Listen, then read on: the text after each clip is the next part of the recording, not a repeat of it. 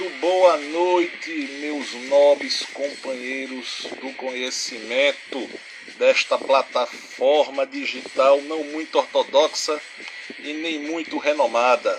Tudo certo com vocês? Espero que todos estejam bem.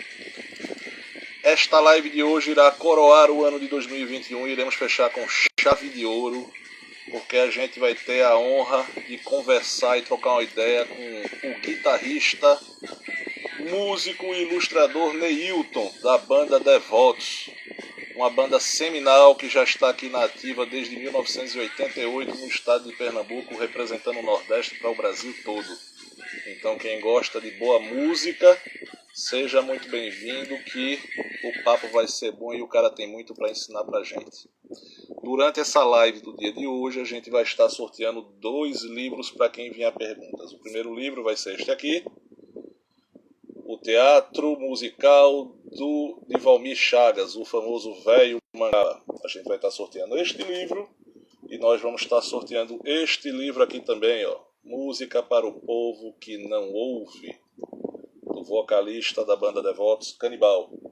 Então a gente vai ter 2 livros para sortear. Um recadinho muito interessante também, que é o seguinte: essa é a última live do ano de 2021 e nós vamos fazer umas férias merecidas para reciclar as nossas ideias. Então a gente só vai voltar com live em fevereiro de 2022.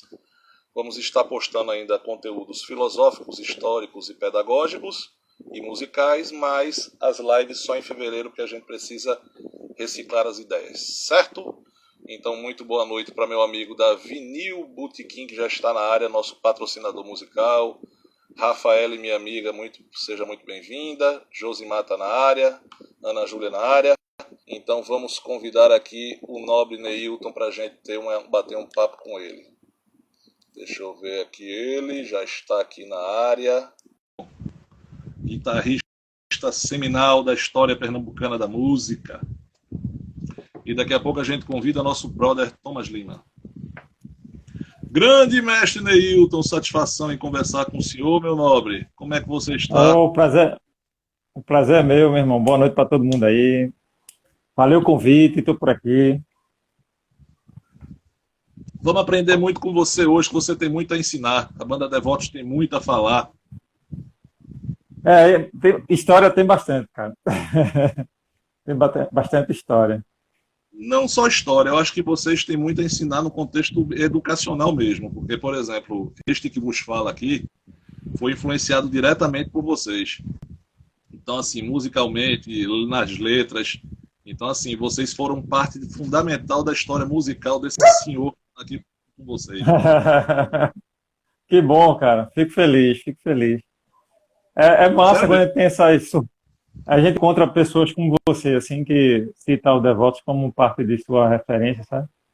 Parte de sua formação. Para a gente é sempre... Porque é uma coisa que a gente nunca imaginava, né? Que a história da gente fosse cativar tanta gente, né? Que o que a gente Exato. fala, o que a gente constrói, o que a gente toca, iria ser tão importante para muita gente, sabe? Para a gente a gente não tem nem palavras, sabe, para definir isso, assim, para a gente como pessoa, né? Exato. Assim, eu acho que é o histórico melhor para qualquer artista, cara, qualquer professor, qualquer músico, é quando você passa um tempo e você descobre que, de uma certa forma, você ajudou na formação da pessoa, né? E Sim. assim, eu acredito que vocês são de 88. Eu conheci a Devotos em 90, 91. Pra mim, cara, foi um soco no estômago, porque eu até contei pro Canibal na live dele como é que foi o processo, né? O cara veio de Aham. Olinda, trouxe a demo de vocês. A gente escutou a demo de vocês aqui em Areias, subúrbio. Daqui de Caramba. Areias, a gente voltou para Olinda para escutar, para chegar em vocês no Alto José do Pinho. Quer dizer, veja que roda Que interessante. volta, verdade. Eram outras épocas, era outra época, né, velho? Era outro mundo, né? Porque tudo era muito difícil, né? A história da maioria das bandas contemporâneas nossa passaram a mesma coisa, né? Tinha muita banda boa, sabe? Tinha muito artista bom na época da gente, assim, nos anos 70 e 80, apesar que o Devotos é da banda dos anos 80, mas todos são nascidos na década de 70, né? A gente encontrou muita, mas muita gente boa que se hoje tivesse ainda na ativa ou se caso a época daquelas pessoas, daqueles artistas fossem hoje, a gente ia ter bastante coisa boa rolando, saindo de Pernambuco, sabe? Mais ainda, né? É porque até que quem está assistindo nossa live é um artista aqui recifense, que ele está erradicado lá em. Diz aí, Cisar, onde é que é a cidade mesmo que eu esqueci? Putz, eu sempre esqueço o nome, que é perto de Sertânia, é a cidade de Cordel. Ele tá erradicado lá, e o cara é um artista da porra, velho. Pensa num menino talentoso, músico, compositor, plástico também. E aí ele tá sempre dando uma força aqui, aí ele já mandou aqui uma pergunta. Crianças abandonadas, Pernam, ficam na calçada sem amor e sem carinho. É a letra, né? De vocês que foi bem Vai ver bacana. cantar. Aham, que, por sinal, coincidência ou não, é a primeira letra, a primeira música do Devoto. Essa foi a primeira música, assim. Primeira, Futuro Seguro foi a primeira música que o Canibal compôs, assim. A primeira letra dele. É. E é interessante uma coisa, Neilton, eu vou chegar nesse ponto, mas assim, um negócio que eu acho interessante que é bom falar assim, que na década de 90, eu não sei se foi o teu caso, mas no meu caso eu só escutava banda internacional. Eu não tinha. Acho que a primeira banda nacional que eu escutei foi o RPM, que foi o ao vivo o Rádio Pirata. E assim, eu não tinha conhecimento das bandas daqui de Pernambuco, nem nada. Aí eu guri, comecei a ser hold de uma banda pernambucana.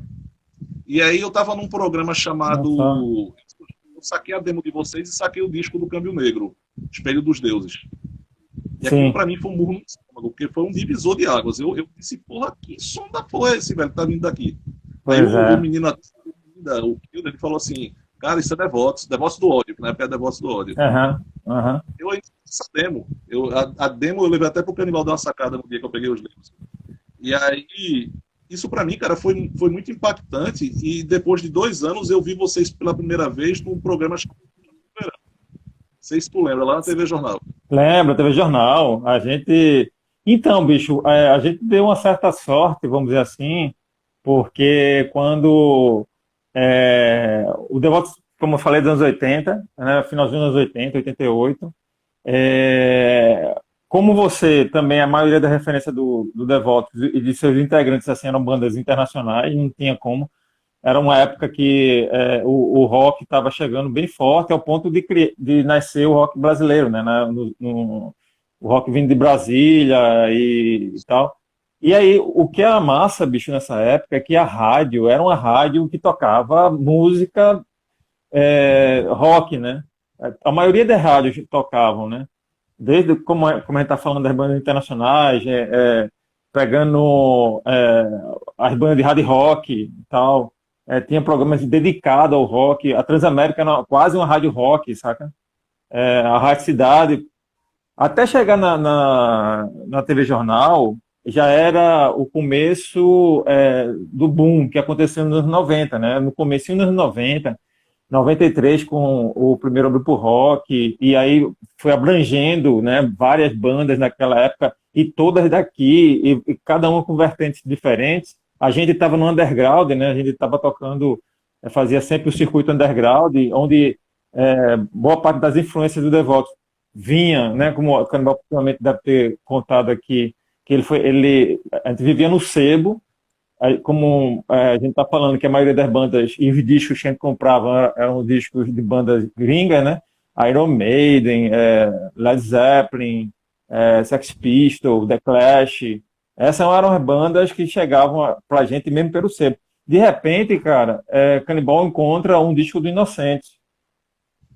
E aí foi empatia de cara, né? Porque primeiro teve a empatia de ver um cara da mesma cor dele, né? Negro, falando da realidade do subúrbio paulista, daquela forma como o Clemente sempre escreveu e tal.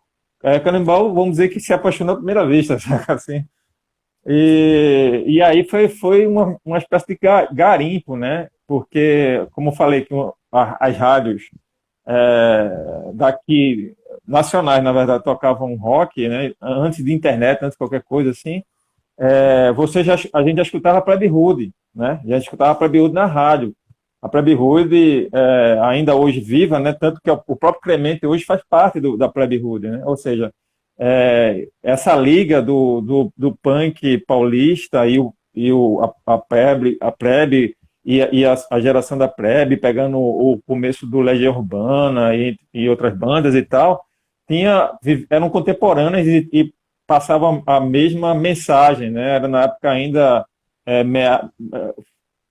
quase final da ditadura, já tinha muita pressão sobre os artistas e tal, e essas bandas beberam nessa fonte, né?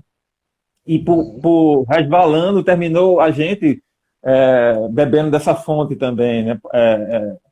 E como eu falei, quando o Canibal pegou o Disco de Inocente, a gente começou a descobrir outro mundo, né, velho? Começou a descobrir realmente as bandas que tinham muito o que falar, né? Da mesma linguagem que eu falei, né? A gente se identificava muito com as letras e o som cativou, né? Foi quando o Canibal terminou tendo o incentivo de Lael, que era o baixista do SS20, uma banda também que era daqui, que a história conta que a primeira banda de punk no Nordeste, cara, era o SS20. Era uma banda que Lael foi o cara que disse a Canibal para Canibal montar uma banda, né, velho? E deu nome. Ele passou tinha a Livro 7, não sei se você lembra, na 7 de setembro, né? E lá estava um livro, o nome Devotos do Ódio. E Lael passou na frente, viu esse nome, gravou, chegou no ensaio do SS20, que Canibal estava lá e disse, bicho, tu tem que fazer tua banda, e eu já tenho o nome é Devotos do Ódio. Foi assim que começou a história, meio que na pressão. Isso no início de 88. E esse livro, cara, anos depois que a gente veio ler esse livro, né?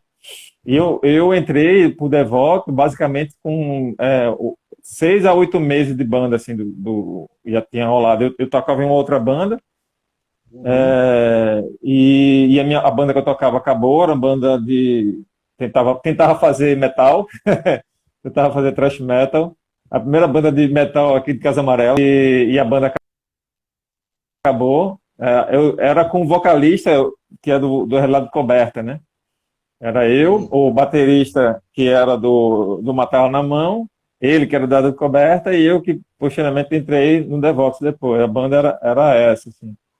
E tinha Marcelo Araújo, que é um filósofo, né? Sabe, né, quem é, né? Marcelo Araújo, que é radialista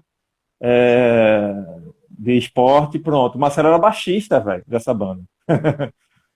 Aí, bicho, tinha um negócio na época que é pouco falado, até quando saiu o livro Pesado, não lembro, mas se tiver alguma coisa mencionando sobre Marcelo Araújo. Marcelo é um cara muito, mas muito importante para a cena, cara.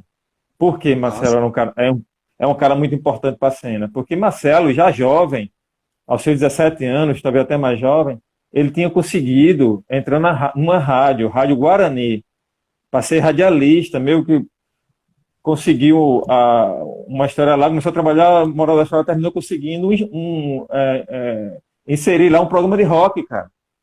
Bom, mano, Young Power. O nome do programa é Young Power, cara. Onde era a rádio que a gente, pelo fato de tocar com a gente já, né? No caso no Túmulo, né? Que é a banda que eu tocava com uma banda de metal. Sim. E esse nome, Túmulo. Lógico, por influência de Sepultura, lógico. Marcelo rolava, bicho, as bandas que a gente nunca escutava nas rádios convencionais. Por mais que as rádios fossem rock naquela época, no meado dos anos 80, ainda assim tinha bandas como Inocentes, né, como Carro 64, como Gaúchos Podres, Rato Porão, o próprio Sepultura. Ataque Epiléptico, exatamente. Porra, aquela geração toda, a gente não tinha lugar para escutar isso, não tocava em rádio, né? Só escutava isso através dos vinis e tal, e as fitas cassete, que a gente gravava com um amigo, enfim. E Marcelo era o cara que botava isso para tocar na rádio, bicho, naquela época, meu irmão. Naquela época que não se tinha esse entendimento que se tem hoje sobre que isso era cultura, sacou? Marcelo já Obrigado. estava Marcelo já estava sendo pioneiro e visionário que isso aí tinha um nicho, tinha um público que poderia consumir e tal. E o mais interessante é que a rádio abraçou, a Rádio Guarani na época deixou esse programa no ar por muito tempo, assim, sabe? E era massa também que Marcelo pegava as bandas que eram contemporâneas da gente, locais, e também botava para tocar na rádio. Não existia nem a cultura da fita demo, cara, pra tu ter ideia, assim. Existia a cultura da fita demo, mas as bandas não tinham essa ciência, assim, que era interessante gravar fita demo, Tô ligado, tô sabe? ligado. Aí, mas era gravada em ensaio, uma fita bem tosca, nem capa tinha, Marcelo levava pra rádio, botava pra tocar na Rádio Guarani. Você ligava, era muito emocionante, a palavra era essa, de você ligar uma rádio, isso de 87 para 88, você tá lá escutando uma banda que era vizinha sua, ou então uma banda que você já tinha ido pro show, tocando numa rádio, cara. A rádio era AM, ainda não a rádio AM, não era nem FM, né? E aí, voltando, a importância de Marcelo Araújo para a cena de rock pernambucana, recifense pernambucana, é muito grande, saca? A importância dele. Não é à toa que ele está onde está hoje, assim, trabalhando e um dos melhores radialistas da Rádio Jornal, né? De futebol, comentarista e tal de futebol, mas ele, como eu falei, assim, sem rasgar seda, é um cara muito importante mesmo, sabe? Quem Para a sabe um dia cena ele de não dá um... rock pernambucano. Quem sabe? Sim, por que não? Ele é muito acessível e é um cara que gosta muito de filosofia, saca? É um cara que estuda muito. Massa. Eu vou falar para ele e vou fazer o link entre vocês. Eu acho que valeria muito a pena um papo com o Marcelo. Massa. Ô, Neilton, a gente aqui no Pergunta Filosófico, a gente tem um rapaz chamado Thomas Lima. Ele é adorador do demônio, ele é do black metal e ele só escuta a banda que cospe sangue. Aí eu tô introduzindo ele um pouquinho na parte do punk. Aí eu vou convidar ele para participar com a gente, viu? Que o cara é Ok, gente boa, chama. escutar metal e death metal. Ele só escuta death metal, black metal, sangue metal, corpse metal. Mas é gente boa, cara. Ele escuta mesmo. Boa Salve, noite. irmão. Boa Salve, noite. Neilton. Tudo bom? Boa Salve, noite. irmão. Tudo Ele lá no certo, velho. segundo dele. Bicho é Massa. pau, velho. Aí o pior que, sem querer, olha a camisa que eu vim. Aí, Tá ó. vendo?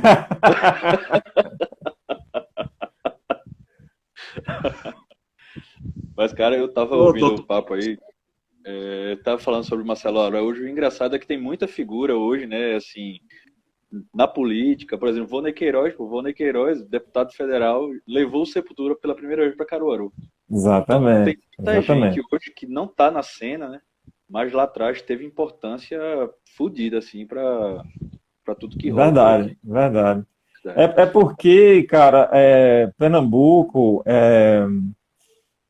tudo que aconteceu aqui sempre foi na raça, né, cara? Tem que ser alguém que fosse muito ousado, muito apostador, né? Como eles dois, né? Um que teve a brilhante ideia de levar o Sepultura para Caruaru, onde foi a estreia de E André, Andrés, né? isso, exatamente. E André lembra até hoje, né? Assim, é um marco na história dele, né? Pô, se não fosse esse show, ele não Verdade. estaria no Sepultura, vamos dizer assim, né? Sem exageros. E Marcelo Araújo, né? Como eu falei, né? Dessa história toda de colocar a mídia, a primeira mídia para a cena foi o programa Young Power aberto, né? Na Rádio AM. É um marco para a cidade que merecia, de fato, uma atenção maior, sabe? Merecia, merecia. Isso eu até comento muito com o Ernesto que anos 2000 a gente tinha uma representatividade maior do rock aqui nas rádios, que hoje a gente não tem. Hoje a gente não tem. A gente não tem nenhuma rádio, a gente tinha, como você falou, Rádio Cidade, tinha Transamérica, sempre tinha aquele horáriozinho, era uma horinha só de rock. Aí eu ia lá, botava a fita cassete lá, gravava, passava a semana Isso. todinha ouvindo. Pra chegar no sábado seguinte, gravar por passar mais uma semana ouvindo e Isso.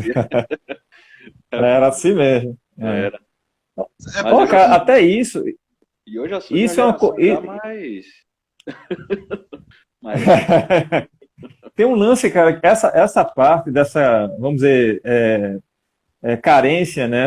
Essa falta de estrutura para se ter acesso às músicas, ao ponto de, como você, todos os meus amigos e eu, a gente fazia isso todo final de semana, né? Quando estava de folga em casa, para escutar som e tal, eu vinha um programa em particular e tal, colocava para gravar e tal. E isso termina hoje sendo uma coisa romântica para quem não viveu, sabe? exatamente.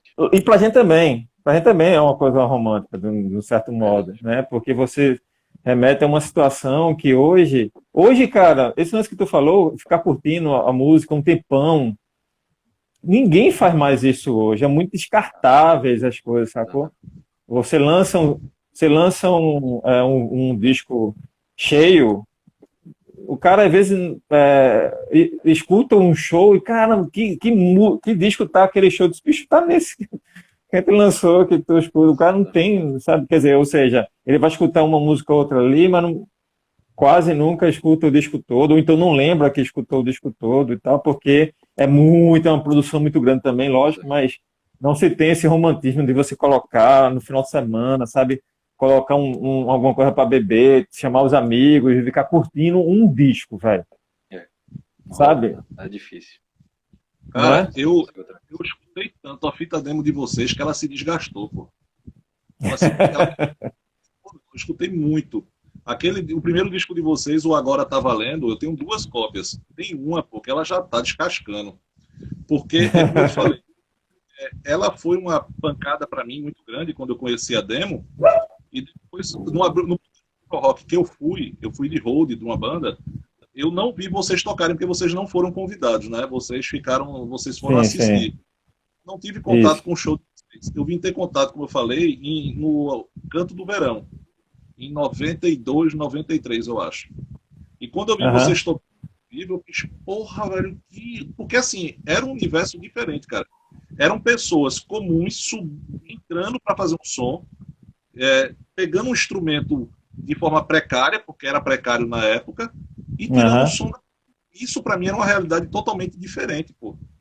Entendesse? Então, assim, quando eu Pode vi crer. aquilo, eu falei, não. Aí eu fui atrás do que é o punk, fazer você mesmo, né? Correr atrás das dificuldades e você desenrolar da forma que você puder. Isso foi muito inspirador, pô. Muito inspirador, entendeu? Cara, E é até. necessidade que a gente tinha de conhecer a banda, degustar a banda, pegar a banda, curtir o som todo dos caras, faixa por faixa, né, o link, pegar o encarte, você ver quem fez. Isso. É isso que eu ia falar, cara. Hoje esse tipo de informação você não tem nos lançamentos mais.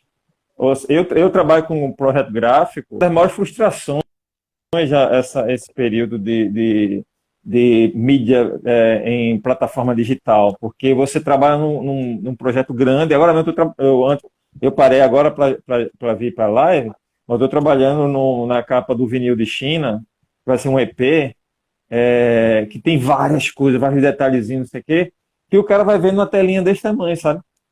Né? E a sorte que China vai fazer um vinil, né? Aí vai ter aquilo ali impresso. Mas na maioria dos lançamentos, né, pouquíssimos estão fazendo vinil, pouquíssimos estão fazendo CD. O CD já era uma frustração, porque eu sou numa geração que vinha do vinil, cara. Você ter aquele bolachão, aquela capa grande, 30 e pouco, saca? Você pegar aquilo ali, era quase um quadro, né? De você ter aquela imagem, um pôster. E às vezes o encarte era um pôster. Ou seja, tinha tudo essa parte tátil, né? Que você tinha. Era como ler um livro, sacou? Você pegar um livro que você gosta, de um autor que você gosta, onde você tem o prazer de estar folheando, era o vinil, né? E o vinil, e principalmente quando era um formato álbum, né? Que chamam de gatefold, né? Onde você abre assim, poxa, bicho, não tem nada que se compare à sensação de você abrir um vinilzão, tirar a bolachão, sabe como é que é?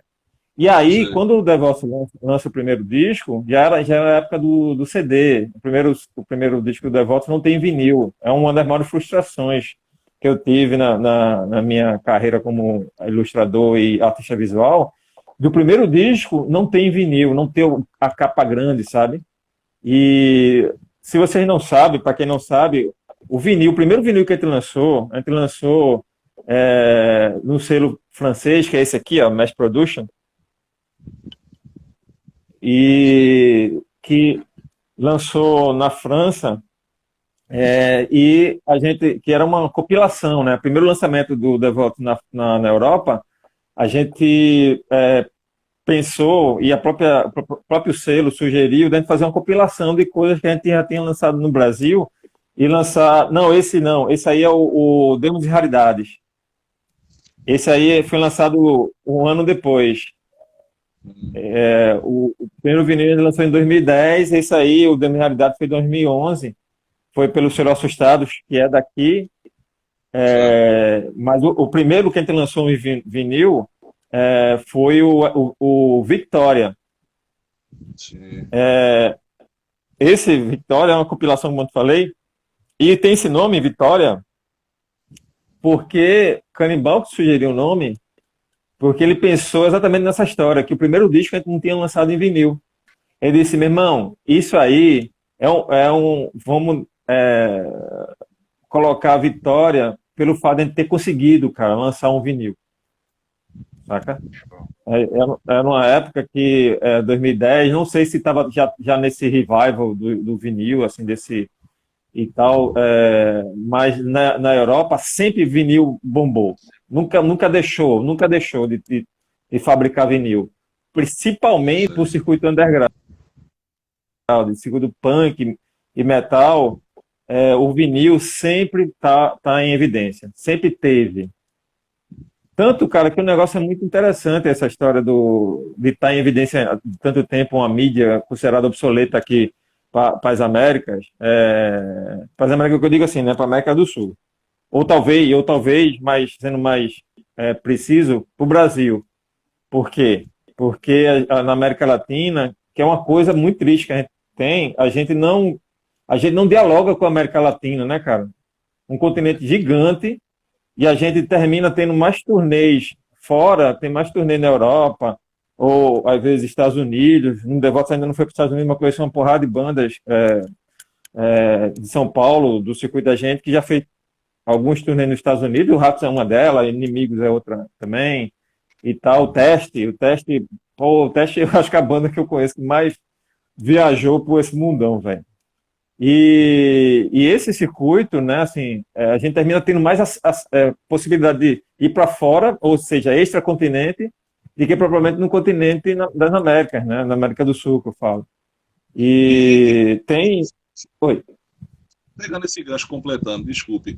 Tu tá falando de turnê fora e na América do Sul tu não tem esse contato muito.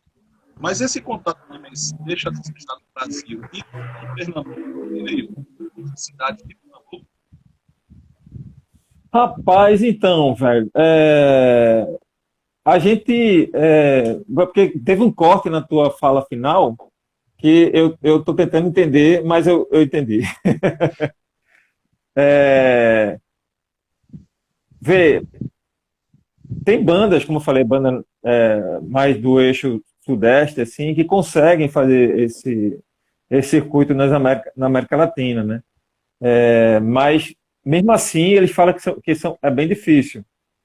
Não entendo muito o porquê e tal. Aqui, por exemplo, tem Adriano, do Terror Algum e do Projeto Macabro, Adriano Pan, que ele passou um tempo morando no México. Ele conseguiu fazer shows no México e tal. Coisa que, pô, a gente sempre quis fazer show também na América Central e subindo e tal. Mas ainda assim, cara, eu não conheço, por exemplo, banda que fez o circuito todo na América Latina, saca? Assim, de turnê mesmo, assim, e tal. Tem o Autoramas, é a única banda que eu conheço, assim, que parece que fez esse circuitão mesmo, sabe? Das Américas todas. Talvez eu esteja até enganado, assim, lógico, com bandas grandes, né, como Sepultura, Crisium, possivelmente ele deve ter feito isso aí várias vezes, mas Sucesso. é, mas no mais assim, no circuito mais underground mesmo, assim, fazer esse circuito mesmo, só pelas Américas, eu não conheço. Talvez esteja meio desinformado nesse sentido. Mas é muito mais fácil você atravessar o continente e fazer uma turnê na Europa. Agora aqui é uma incoerência, né? Porque até em questão de idioma, seria mais fácil Pois uma banda é, pois brasileira é. fazer o circuito aqui do que tocar na Europa, por exemplo. É foda.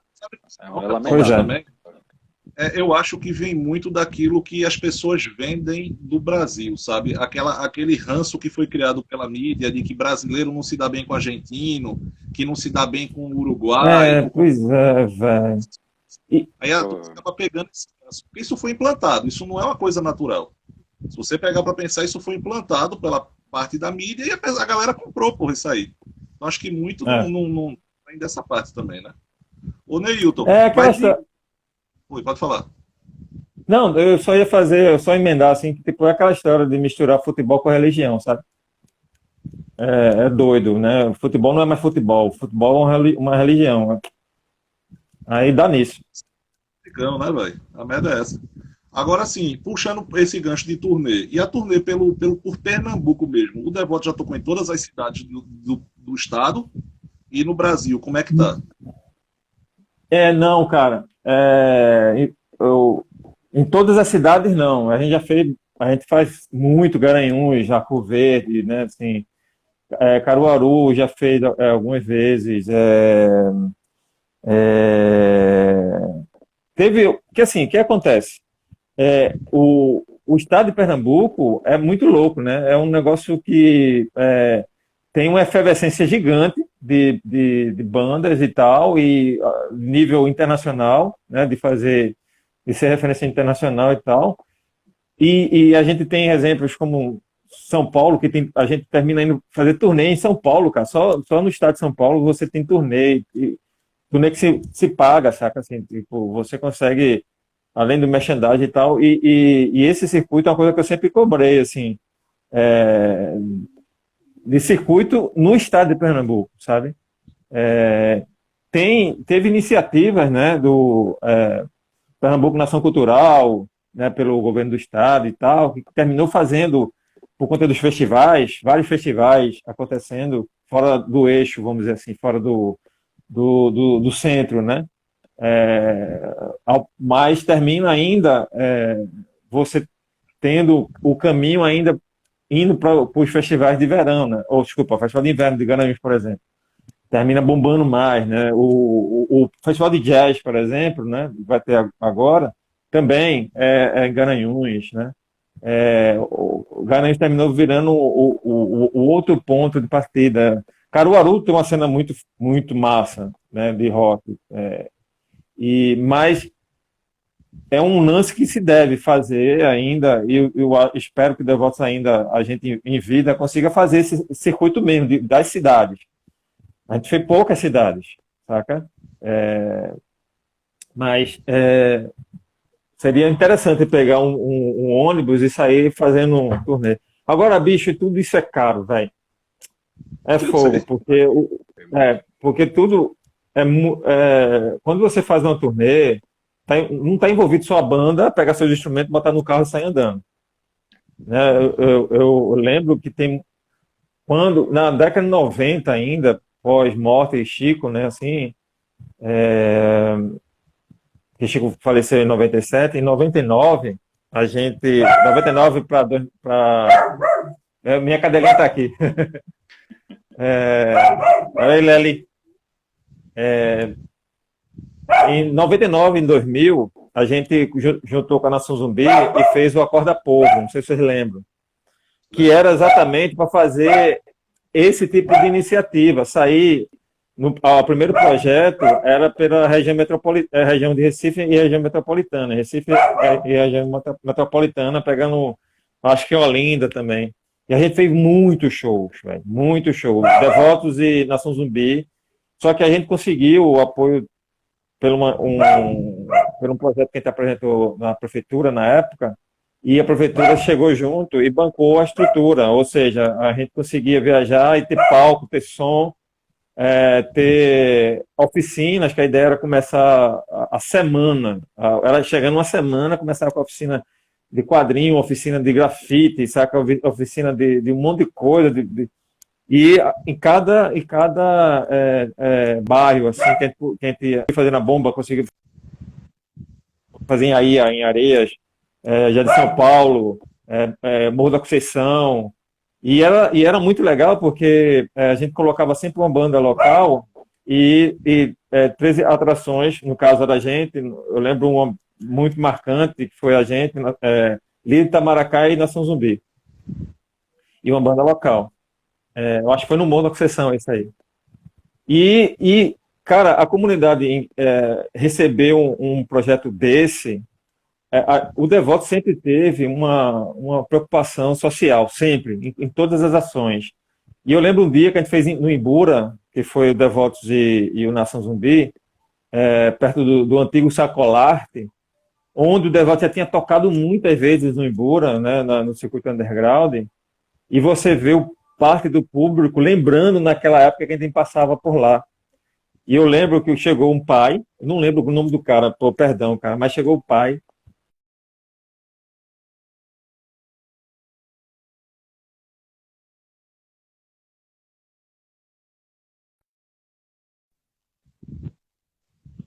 do avô, enfim.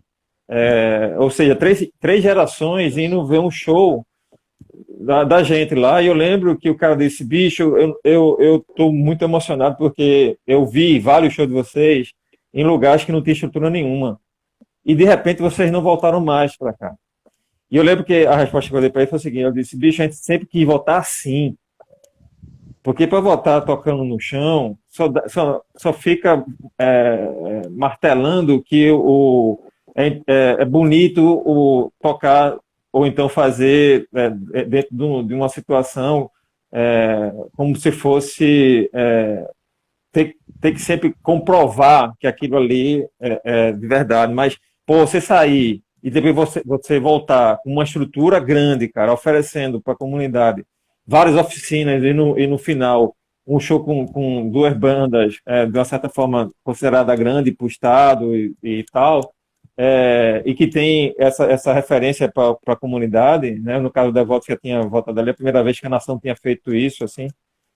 É, é isso que a gente quer fazer, ou seja, se for fazer um circuito pelo Estado, pelas cidades, as principais cidades do Estado, ou todas as cidades do Estado, por exemplo, tem que chegar nesse nível, sabe? Porque é uma forma de respeitar também a própria comunidade daquele pedaço ali. Você chegar no negócio de qualquer jeito, é uma certa falta de respeito para quem está, sabe? Isso é uma coisa que a gente preza muito pela qualidade. Isso que tu falou, a gente tentar tirar o melhor com o que a gente tinha na época, continua ainda hoje, ou seja, tentar tirar o melhor com o que a gente tem, mas se a gente tiver a possibilidade de levar também o melhor, é o mais certo, saca? Moralmente também falando, né? E é um incentivo, cara, para meninada, porque teve um negócio, cara, na época que Chico estava vivo, Chico tem um Landau, né? Aí ele um dia subiu alto com a Landau, cara, terminava meio que dividindo o espaço com o ônibus, né, quem que ia passar, porque o Landau larga pra caramba a rua do Alto Estreitinha, o ônibus, enfim. Eu lembro que tava eu, Canibal, Celo, Chico e Paulo André nessa Landau de Chico, a gente andando pelo Alto, e a gente passou ali pelo Bom Sucesso, que é um clube antigo do Alto, onde já passou grandes nomes da música popular por lá, né? Nelson Gonçalves e entre outras, faziam um circuito de baile, né? Naquela época deles, 60, 70, até 50 e tal. É um clube bem antigo, onde a gente já fez várias ações lá, e a gente passou na frente assim, e ele viu o nome, né? Bom Sucesso, aí perguntou, pô, o que é isso aqui? Pô, isso aqui é um clube antigo, né, onde a gente faz algumas ações aqui também e tal. E aí eu contou a história do clube para ele, disse, bicho, a gente vai vir aqui ainda, Chico Sai Nação Zumbi e Devotos. O nome do evento tem tudo a ver, cara. o nome era muito massa, que ele tinha pensado já na hora. Era muito rápido o Chico, né? Ele mandou na hora, assim, disse, bicho, o show era Estamos por Cima, porque era no alto, sacou? Aí seria Chico Sai Nação Zumbi, ou seja, a gente realizou isso pós-morte, né? Tocando Devotos e Nação Zumbi em vários lugares diferentes, extra alto da do Pinho. A primeira vez que a gente tocou foi exatamente no Asa do Pinho, quando a Nação voltou a tocar. A primeira vez que eles voltaram pós-morte foi no Festival Alto Falante, em 99. Né? Foi daí que veio a ideia, uma das possibilidades de fazer o Acorda Povo, né? Ou seja, Chico, onde estava, ele estava vibrando, assim, porque a ideia que ele teve ali quando ele estava andando no alto foi colocada em prática, né? As duas bandas que ele mencionou estavam no palco fazendo show com uma boa estrutura para a galera, né? Isso que tu tá falando é muito sério mesmo, porque assim, eu tô conversando muito com o Thomas, a gente vai fazer, se tudo der certo, um eventozinho para comemorar o Pernambuco Filosófico esse ano, né? E a gente vai fazer um show com bandas, com tudinho, a gente já Que tá... massa, que bom, que massa. E a gente conseguir patrocínio, conseguir as coisas é muito difícil. É muito difícil mesmo, né? A gente tá conversando com algumas bandas que fizeram lives com a gente, ver a possibilidade de fazer tudo pra gente fazer um negócio bem exclusivo mesmo, assim, ser um negócio bem legal. Isso que tu falou, vou te falar uma curiosidade que é bem interessante, que é o seguinte, esse cartaz que está aqui atrás de mim, ó, é o terceiro Rock na Maré. E esse evento, quem fazia era eu, Thomas sabe disso, eu fazia eventos de shows com bandas independentes, depois que eu parei de Que tocar. massa. Eu, sozinho, eu fiz na raça, eu nunca pedi patrocínio, nunca pedi nada não. E aí a gente fez o segundo Rock na Maré e foi muito massa, estourou a galera, gente pra cacete, foram 12 bandas, aí eu disse, pô, vou fazer o terceiro, no quarto eu chamo Devotos.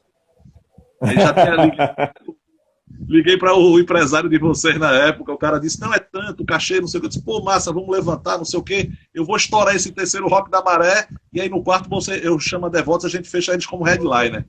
Massa, tudo certo. Meu irmão, foi um fracasso o terceiro Rock da Maré. Eu sei, bicho. Mas eu quebrei de um jeito. Passei um ano para pagar as contas do evento, meu irmão. Foi um ano. Olha, eu apostei numa banda que estava lançando disco, que lançou videoclipe na MTV. O cara comeu meu juízo, disse: não, meu irmão, a banda é muito massa, tem um público arretado, vai dar certo. Eu disse, pô, eu nunca ouvi falar da banda, pô. Não, mas a banda lançou um vídeo na MTV, tá estourado. Toda vez que tu fala essa história, tu sempre fala um milagre, mas nunca fala o nome do santo. Ele nunca diz o nome da banda. Que fumo da boca eu tomei. Olha, as bandas que foram foi muito massa. As bandas antes da banda principal. Todo mundo levou seu público, mas quando acabava o show da banda, a galera ia embora. E não ficava pra ver outra. Bicho, isso eu acho que é uma merda em show aqui. Isso na minha época, eu que já peguei dos anos 2000 pra cá, sempre tinha esse lance. Cada banda levava seu público. Quando a banda acabava, o povo saía. Aí entra outro. E ficava esse rodízio.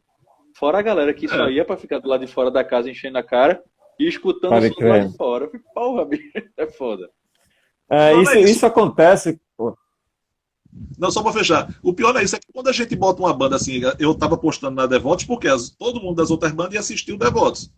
Quando você bota uma banda lá em cima com mais estrada, é pra galera esperar pra ver essa banda. Sendo que essa banda que eu botei na estrada, que foi fechar, não tinha público nenhum, nem o dele, nem o dos outros. Caraca. Aí pronto, eu não chamei a Devotos por isso, mas ficou o registro. Depois você vai me dizer esse nome. Depois eu digo. Nem pra tu, ele disse, cara. Nem pra mim. Nem pra tu, em off, assim, pô, meu Jesus. Foi um trauma grande, hein? Foi grande. Ele guardou e o contrato. Grande. Ô, Thomas, o contrato, eu acho que ele assinou pra proibir que ele comentasse isso no futuro. Tipo, tá ligado? Em caso de prejuízo, um contrato manter em silêncio. Manter em sigilo o nome por 100 anos, sabe? Tem gente cobrando aqui o nome da banda. Ó. Fábio Tatu tá aqui já. Ó. Qual é o nome? Mas, cara, esse lance é muito interessante, velho, porque a maioria dos shows em subúrbio, ele tem essa característica, né, da banda. O Devotos, quando no circuito underground, com bandas punk, era muito diferente. Porque as bandas queriam ver todas. Era muito, muito legal, velho. Isso no final já dos anos 80, né? 88, 89, eu entrei pro Devotos, como eu falei, 8 meses depois de banda formada. Eu entrei em março de 89, né? O Devotos é de agosto o de 88. Eita, perdi os cálculos aí, mas enfim, foi mais meses, né? Mas entrei em março e em 89. E o meu primeiro show com a banda, com Devotos, foi no antigo Prazerinho, que é o nosso CBGIB, né? A maioria das bandas tinha que tocar num Prazerinho, lá em Prazeres, né? E até Prazeres eram 2 ônibus, cara. O Devotos ia de ônibus, voltava de ônibus e não tinha dinheiro para pagar passagem. Ou seja, todo mundo ia em pró do evento, né? Tanto público quanto banda, a gente dividia a traseira do ônibus com o público. Ou seja, a galera que estava se matando ali na frente nos shows, quando a gente voltava no ônibus, estava a gente se estapeando para poder entrar no ônibus antes que o ônibus saísse. Ou seja, a gente com os instrumentos, o público querendo e tal. Mas isso fazia parte e tal. E o público, cara, assistia todos os shows. Né? Tinha. O interessante é isso, Nilton, é porque quando eu fazia o evento, eu não fazia pensando na parte financeira para mim, não. Eu fazia na parte de você reverter para outro evento, entendeu? Então você colocava do top, assim, vamos dizer, Devotos, que já tinha lançado o disco, já estava no repertório legal, e você botava bandas abrindo para poder você fazer a divulgação deles, né?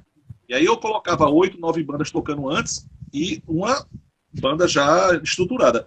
E aí quando tu falou que é difícil e é custoso você bancar um evento, bancar uma viagem, bicho, pô, porque eu sei, porque eu fazia isso e é muito difícil. Sem patrocínio você arrisca muito, muito mesmo.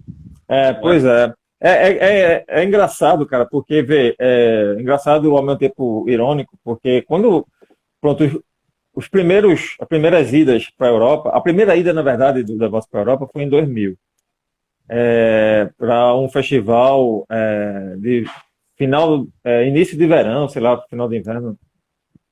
Final de inverno, ainda estava frio. Era um festival chamado Palco 9, em Lisboa, num espaço cultural lá da época da Expo 98, uma coisa assim que teve lá em Lisboa.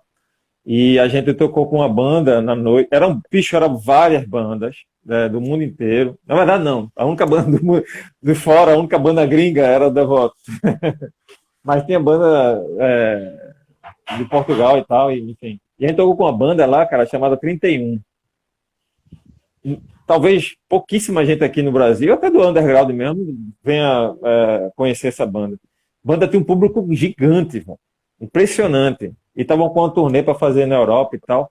E por falta de vamos dizer, de orientação na época da gente, eu não vou dar nomes bons nem criar uma mal-estar, mas o produtor da época que estava com a gente, ele não tinou, porque a banda que viu o Devotos tocando antes, ou melhor, depois eles tocaram antes, a banda, o 31, tocaram antes da gente e a gente herdou, de uma certa forma, o público deles. E já que eles cantavam em português e a gente, lógico, também, né, português, ainda assim o sotaque é diferente e termina algumas coisas você não entendendo. Tanto a gente não entendia as coisas que eles estavam cantando, quanto vice-versa, mas palavrão os caras entendiam. E aí, quando a gente começou a tocar, tem esse vídeo, o Canibal ainda não subiu isso, mas seria interessante subir esse show. Que o público, cara, de Portugal, tudo assim. Primeira vez, né, que o Devotos estava chegando. Assim. A gente tocava uma, tocava duas, os caras só. Depois, quando eles foram começar a entender e tal, aí eles começaram a dançar. E era um pouco, como eu falei, um público grande e tal. Era num galpão, tipo o Recife Antigo, aqueles galpões que tem, né? O Armazém 14 e tal, pronto. Tipo aquele ali, aberto assim, coincidência ou não, mas tinha o Rio Tejo do lado direito, o outro lado tinha a estação do Eco 99, papapá. E o palco era no meio, assim, e o público estava entupido, dentro quanto fora, assim, saca? E, meu irmão, moral da história, o cara começou a cantar punk rock hardcore, e os caras, meu irmão, a liga pegou na hora, bicho. E aí, cara, os caras ficavam pedindo pra gente tocar de novo, tocar de novo, tocar de novo. E a produtora da banda, local da 31, falou pro produtor da gente que a 31 estava entrando em turnê e tinha vários shows, Itália, Espanha, não sei o quê. Pelo fato de ser tudo fronteira, né, ali e tal, era possível fazer essas turnês, é possível fazer essas turnês de carro, de van, enfim. E perguntou se a gente toparia ir tocar com eles nesse show. Lógico que a gente queria, né? Mas aí, por falta de experiência e talvez algum tato, terminou, as passagens da gente estavam compradas, né, era um show só mesmo, não sei o que e tal. Aí pensa numa frustração. Por que eu estou citando esse show? Porque 10 anos depois que a gente fez essa primeira ida para a Europa, a gente voltou para um turnê maior. Né? Na verdade, a gente voltou para uma turnê dessa vez. A gente voltou para fazer uma turnê de 42 dias, cara. Mesmo tendo day off, eram 20 e poucos shows. Lógico que um ali, outro acolá caiu. Meu irmão, abriu uma aspas aí sobre esses 42 dias. Teve show que caiu porque o prefeito soube que ia tocar uma banda punk no local, de uma cidade pequenininha na França. Acho que foi Montpellier, cara. Aí o prefeito disse: essas bandas não tocam aqui, não. Ou seja, a gente teve show cancelado porque o prefeito da cidade não deixou. Mas lá é possível fazer essas turnês, que a maioria dos lugares, mesmo sendo squats, que a maioria desses shows que a gente fez nessa primeira turnê era squats. Era um festival aqui, outro festival acolá, mas a maioria dos shows era squats, né? Era centros culturais alternativos e vegano e tal, e ativista, saca? Anarcopunk e tal.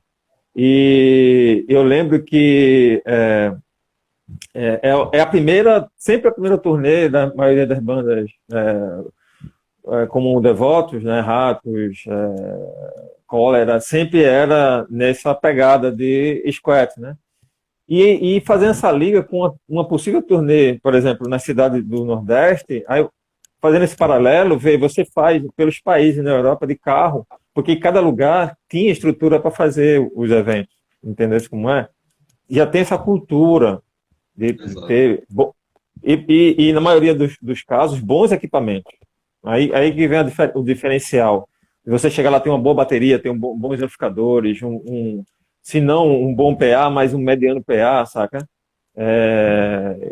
E isso incentiva e dá a condição de você poder cair na estrada e fazer uma sequência de shows desse tipo, saca? De cidade, cidade, cidade, cidade, cidade, cidade. Até em São Paulo fica difícil. Vai querendo tocar com uma qualidade melhor, né? Você não vai querer ficar tocando como no início de carreira, como tu falou, tocando Não, direto. lógico que não. Exatamente, cara. Até porque, bicho, quando o cara vai ver um show de uma banda como Devotos, por exemplo, ele vai querer ver um show, né, velho? Ele vai querer ver um show no chão, não que não seja legal, eu gosto muito de fazer show em palcos assim pequenos e tal, mas o cara quando vai ver um show de uma banda como Devotos, ele vai querer ver um show, aquele show que ele viu no Amigo Rock, às vezes aquele show que ele viu em algum vídeo no YouTube, não sei o quê. Quando vai chegar na cidade do cara, tá tocando com coisa que não representa, não dá um certo respeito para o público que está assistindo, sacou? Aí isso é uma coisa que a gente preza muito, de poder passar, no mínimo, um bom som para o público. Ao vivo faz, eu acho que uns mais de 20 anos que eu não vejo vocês. Mas eu me lembro de um show de vocês que eu fui, que foi na Praia de Boa Viagem. Tu lembra desse show que vocês tocaram lá na Praia de Boa Viagem? Cara, então, foi com o Eder de Lúcifer? Foi. Caralho. E teve um show de... Quem tocou antes foi uma banda chamada Senhores Rosas.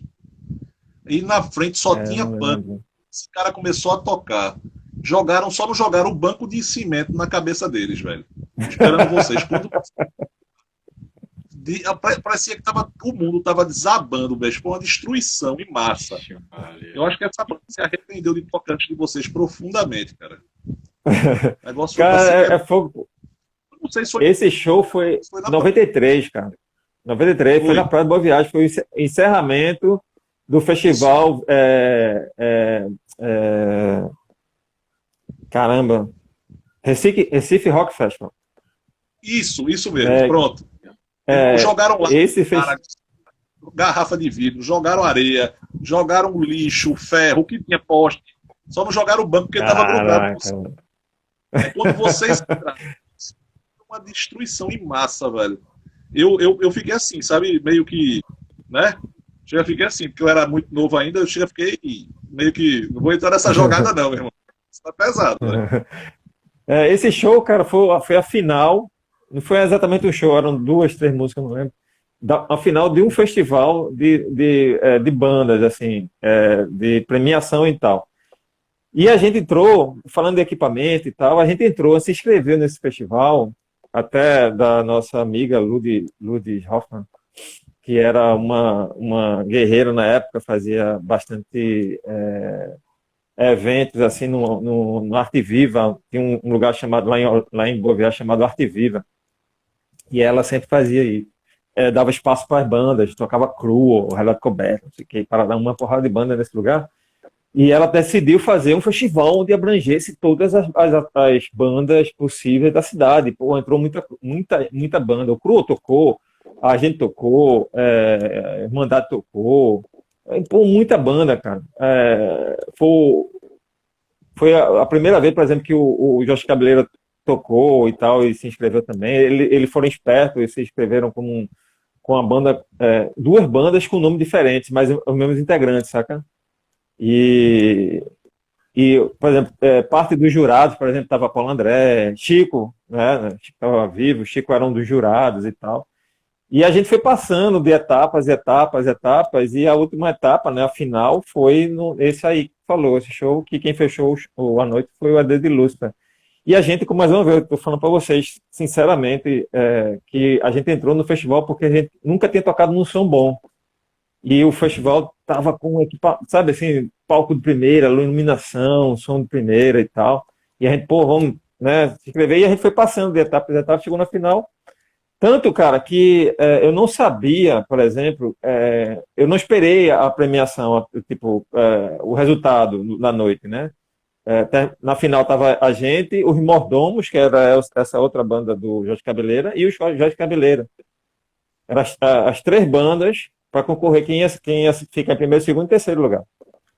E eu acho que tinha essa outra banda que tu falou, né? Que tava, eu acho que eram quatro bandas e tal. Não foi Não? nesse show, não. Foi nesse show. Eu acho que foi um outro show que vocês fizeram, porque não foi competição, não. Foi um show bancado pela prefeitura do local. Eu não vou lembrar. Eu estou na dúvida só se foi Boa Viagem mesmo. Mas Tá. vocês tocou. Eu não sei se tocou vocês, Arame Farpado. Essa outra. Caraca, esse show eu não lembro, ó, cara. Pode ser gostado, porque minha cabeça Thomas sabe que não faz. Na década de 90, ela tem umas falhas brutais. Mas Possivelmente deve ter rolado, mas eu não estou lembrando desse show em particular. é mais fácil eu estar equivocado e confundir um show com o local, mas interessante. Só hoje a live com o Neilton, guitarrista da Devotos, a gente vai sortear esse livro aqui, ó.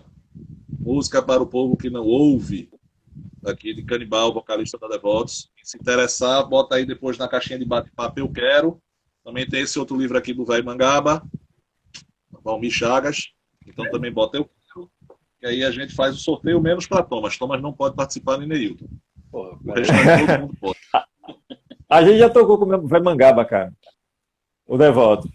Já tocou com o Velho Mangaba, já. Porque em 94 teve a primeira ida do Devotos para São Paulo e foi a primeira ida de um monte de gente. Foi a primeira ida do Velho Mangaba, foi a primeira ida do Ed, foi a primeira ida, uma porrada de banda, assim, botou dentro do ônibus. Aí tinha Cavalo do Cão na época, tinha Andrade Full Boys e tal, tudo bandas da época, né, dos anos 90, que hoje não existem mais e tal. Aí tinha o Living the Shit lá de Maceió, que era uma puta banda, que acabou, infelizmente. E todo dentro de um ônibus, cara. Todo dentro do ônibus. Comadre Forozinha também, todo dentro do ônibus. E o Véia Mangaba. Aí, ou seja, foi um show que no antigo Aeroanta, lá em São Paulo, né, que era bem classicão, assim, lugar em São Paulo, vários artistas, assim, entre eles Gero Biafra, a primeira vez que veio para o Brasil e tal, tocou lá no Aeroanta, e a banda de apoio era parte de Sepultura, parte de Rato Porão. Mas não foi, infelizmente não foi nesse evento. Mas esse evento em particular foi a primeira ida dessas bandas todas para São Paulo, em 94. Aí a gente pode dizer, tocou com o Mangaba. Porque, Neilton, na década de 90 eu tocava numa banda chamada Violência Caótica. E era Hum. chamada Tempo Nublado. E Tu era Rua do Tempo Nublado, cara? Que massa, bicho. Que aí o que é que massa. acontecia? Eu juntava as duas doideiras numa só, então minha cabeça falha, porque geralmente eu tava muito mamado, ou eu tava num estadial, e só Deus sabe. Então as coisas às vezes são fragmentadas na minha cabeça. Fragmenta. Mas assim, eu me lembro de ver 2 shows de vocês e me lembro muito do Canto do Verão, como eu falei para vocês. Inclusive, só mais uma É curiosidade para ti. canto do mar, cara. Canto do mar. Isso. A demo que eu tenho Canto do mar. gravada, a banda Violência Caótica, ela tem 6 músicas da gente e 3 da Devotos. É Eu até mesmo, cara? vocês não cobrarem Tá da na hora gente de direito. subir. Tá na hora de subir isso aí no YouTube. É verdade, bicho. Boa, Faça bicho. isso Sobe aí mesmo. e sobe. A gente a acha muito massa isso, cara. A gente tocava, vocês eram o preenchimento de música da gente nos shows. A gente tocava a música da gente, tocar um cover de uma banda chamada Devotos do Ódio. Aí os caras, porra, velho, a banda da Recife, eu digo, pô, relaxa aí. Aí a gente tocava. Mas é muito Ó, massa. cara, esse lance, por exemplo, do Devotos, tem muita gente radical e tal, que acha que a gente virou uma banda de mainstream, aí tava tocando só com bandas pop e não sei o que, tarará. E é muito louco isso, porque não. A gente, na verdade, transita por vários mundos sem deixar de ser devoto. Exatamente. Essa história mesmo que tu falar da tua banda tocar música do Devoto, a gente tem outras bandas punks que tocam música do Devoto. Aí tem bandas pop, cara, que tocam música do Devoto. Tem artistas MPB que tocam música do Devoto, faz versões, pede autorização para fazer versão, né? Da Mônica Feijó foi uma dessas, foi uma versão muito inusitada de Eu Tenho Pressa, sabe? Assim, Jair Naves também, que é um cara da música indie, vamos dizer assim, paulista, né? É underground, mas é o underground indie, assim. Também fez uma versão de Eu Tenho Pressa e ele considera o Devoto uma banda muito importante para a carreira dele. Porra, é muito interessante para a gente ver esse tipo, onde o Devoto conseguiu chegar, né? Tanto da galera com uma sonoridade totalmente distinta do Devoto, quanto da galera que faz parte do nicho do Devoto. E isso, cara, eu acho que se deve à cabeça dos 3 serem muito abertos. A gente nunca teve preconceito em relação ao trabalho de ninguém. Ao mesmo tempo, não se deixou se levar por modas, saca? Eu lembro, eu tenho um amigo, até citando mais uma vez Adriano Punk, que é meu amigo. Adriano, se ele estiver assistindo, ele vai lembrar disso. O Devotos foi chamado para tocar no Carnaval de 2017, né, no Marco Zero, não sei se vocês lembram disso. E muita gente achou, o próprio achou que o Adriano disse que para ele a última vez que ele tinha ido com o show da gente era no underground e pá. Adriano é anarcopunk, saca assim? Aí ele tem as convicções deles e tal. E ele falou, depois a gente ficou amigo e tal, aí ele depois mandou uma mensagem para mim, olha, eu vou ver vocês no Marco Zero. Eu disse, vai. Aí eu tenho um amigo meu, anarcopunk de São Paulo. Eu disse, leva o cara. Ele leva o Marco Zero, no meio do carnaval, né?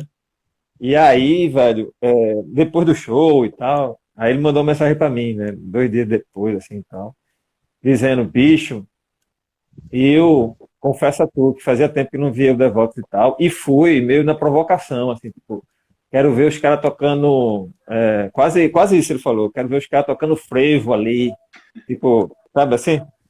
E ele disse, não, porra, vocês subiram o Devotos, velho. No meio do carnaval, do palco principal do carnaval de Pernambuco, vocês estavam tocando Devotos, porra. E ainda colocando o dedo na cara do prefeito. Isso é importante.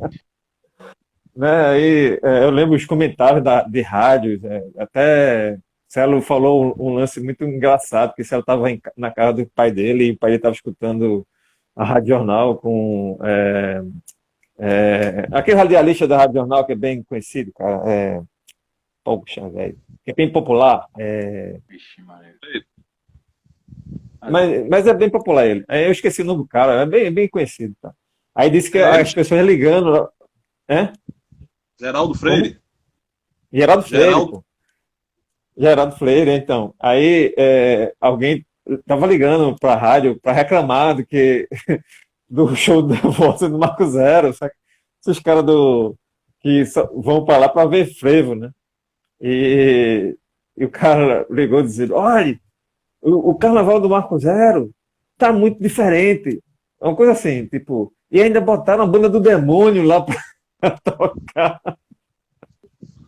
Devoto do demônio e tal. Aí eu disse, foi não, sério, foi. Eu disse, meu irmão, que massa. Eu acho que foi que eu assisti por um canal de TV. Aí tinha dois Uhum. comentaristas. Os comentários parecia que eu tava vendo um show da década de 80, pô. Porque ele ajeita a guitarra dele, Bizarro. ele botou na de toca-discos da guitarra. Eu digo, meu irmão, isso é tão anos 80, velho, tá ligado? Agora eu não sei o que estava acontecendo, não. É Vocês como botaram ter pesado. assistido. É como ter assistido a transmissão daquele Rock in Rio de 85, né? A E, mídia. Bizarro exatamente. pra porra. Tu é doido. Mas foi muito bom, cara. Foi bom ter esse tipo de experiência de estar naquele palco, né?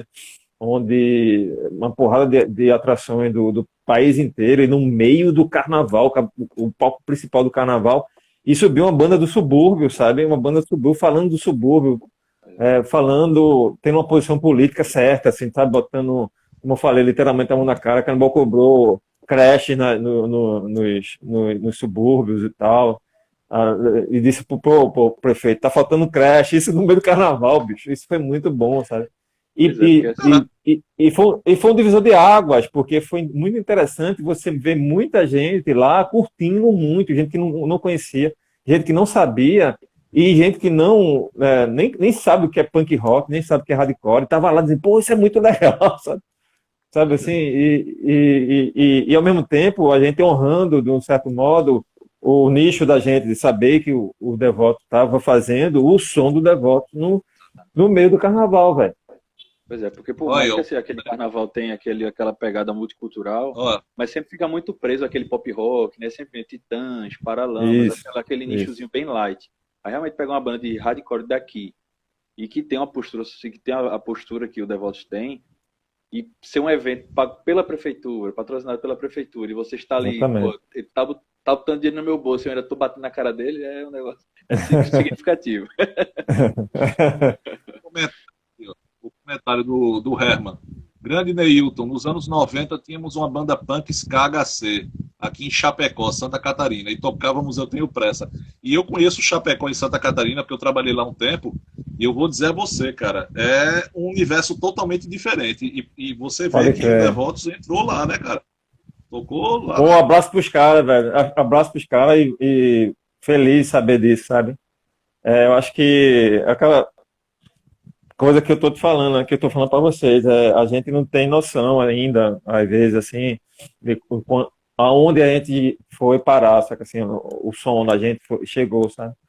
E a gente ter esse tipo de respaldo de bandas do nicho da gente, assim, do estilo da gente, fazer, tocar a música do Devotos e tal, e como eu falei também, outras bandas que não tem nada a ver com o estilo e tal, também ter esse respeito e esse carinho pelo som que a gente faz, é muito interessante, saca? É muito gratificante, né? Aí, pô, abraço pros caras. Espero que a banda esteja viva ainda. Ele comentou aí embaixo, ó, anos depois, acho que 2013, assisti Neilton tocando com Lira. Sou amigo do Pinguim, já tocamos com ele com a Ah, banda que Epopeia. massa. Que massa, velho. Esse trabalho com lira, pronto, até isso é interessante comentar, porque quando eu fui convidado, por exemplo, para tocar com lirinha, lirinha, o cordel é o tipo do som, não tem tem a ver, mas não tem a ver com o Devoto, né? Assim, tem a ver porque é pesado e tal, é cultural e tal, mas não é o som, não é uma banda punk, não é uma banda de hardcore e tal, não é nem uma banda de rock, apesar de ter a pegada rock, né? Isso é muito interessante, né? Como o Yamandu Costa é um cara que toca violão, instrumental, mas é uma pegada de rock, não tem como não. Ele tem uma postura de roqueiro, saca? E tem uma vida de roqueiro também, né? Tem um costume roqueiro de ser. Isso eu acho que isso é massa para se é uma forma para se pensar, sacou? Para se comentar tal. E essa história com o Lirinha, para Lirinha, eu não sou eu que estou falando, mas isso aí tem em vários lugares que ele comenta quando ele vai apresentar a banda em show e tal, que ele fala que é um orgulho para ele que a gente tá tocando, eu tá tocando com ele, né? Aqui tá minha filhinha aqui, ó. Tudo bom? Dá tchau, Belinha, dá tchau. Tá. Como é que... É Bela Flor o nome dela. Olha que nome lindo. É. Linda. Linda demais. Vai, amanhã chamando. Vai, vou dormir. Então, oi? O melhor ponto da live. Belinha é uma figura, cara. É uma figura. É uma figura. Eu sempre quis. Na verdade, eu imaginei um dia quando for ter uma filha. Esse nome, cara, do nome Bela Flor, eu tenho desde os 7, 8 anos de idade. Que veio de um lance que veio na minha cabeça quando eu estava vendo um desenho animado de Pinóquio. Aí, depois eu conto essa história assim, porque é bem bonita, assim, saca? Aí foi daí que eu tirei. Oi? Pode contar. A melhor da live foi essa. Então, essa história de Pinóquio, como eu falei, tinha 7, 8 anos e tal, eu não lembro qual era o canal, se ainda era Tupi, que era antes de ser o SBT, era Tupi e tal. E esse episódio de Pinóquio, Gepeto, vê que loucura, velho, vê uma criança de 7, 8 anos assistindo um desenho animado, né? E que é uma das minhas formações, como, por exemplo, uma das minhas maiores influência para desenhar foram os desenhos animados e tal, quadrinhos e desenho animado. E eu assistindo Pinóquio, e esse episódio de Pinóquio tinha visto um amiguinho da escola, alguma coisa assim, tocando violino. E Pinóquio sempre foi um menino mimado, né?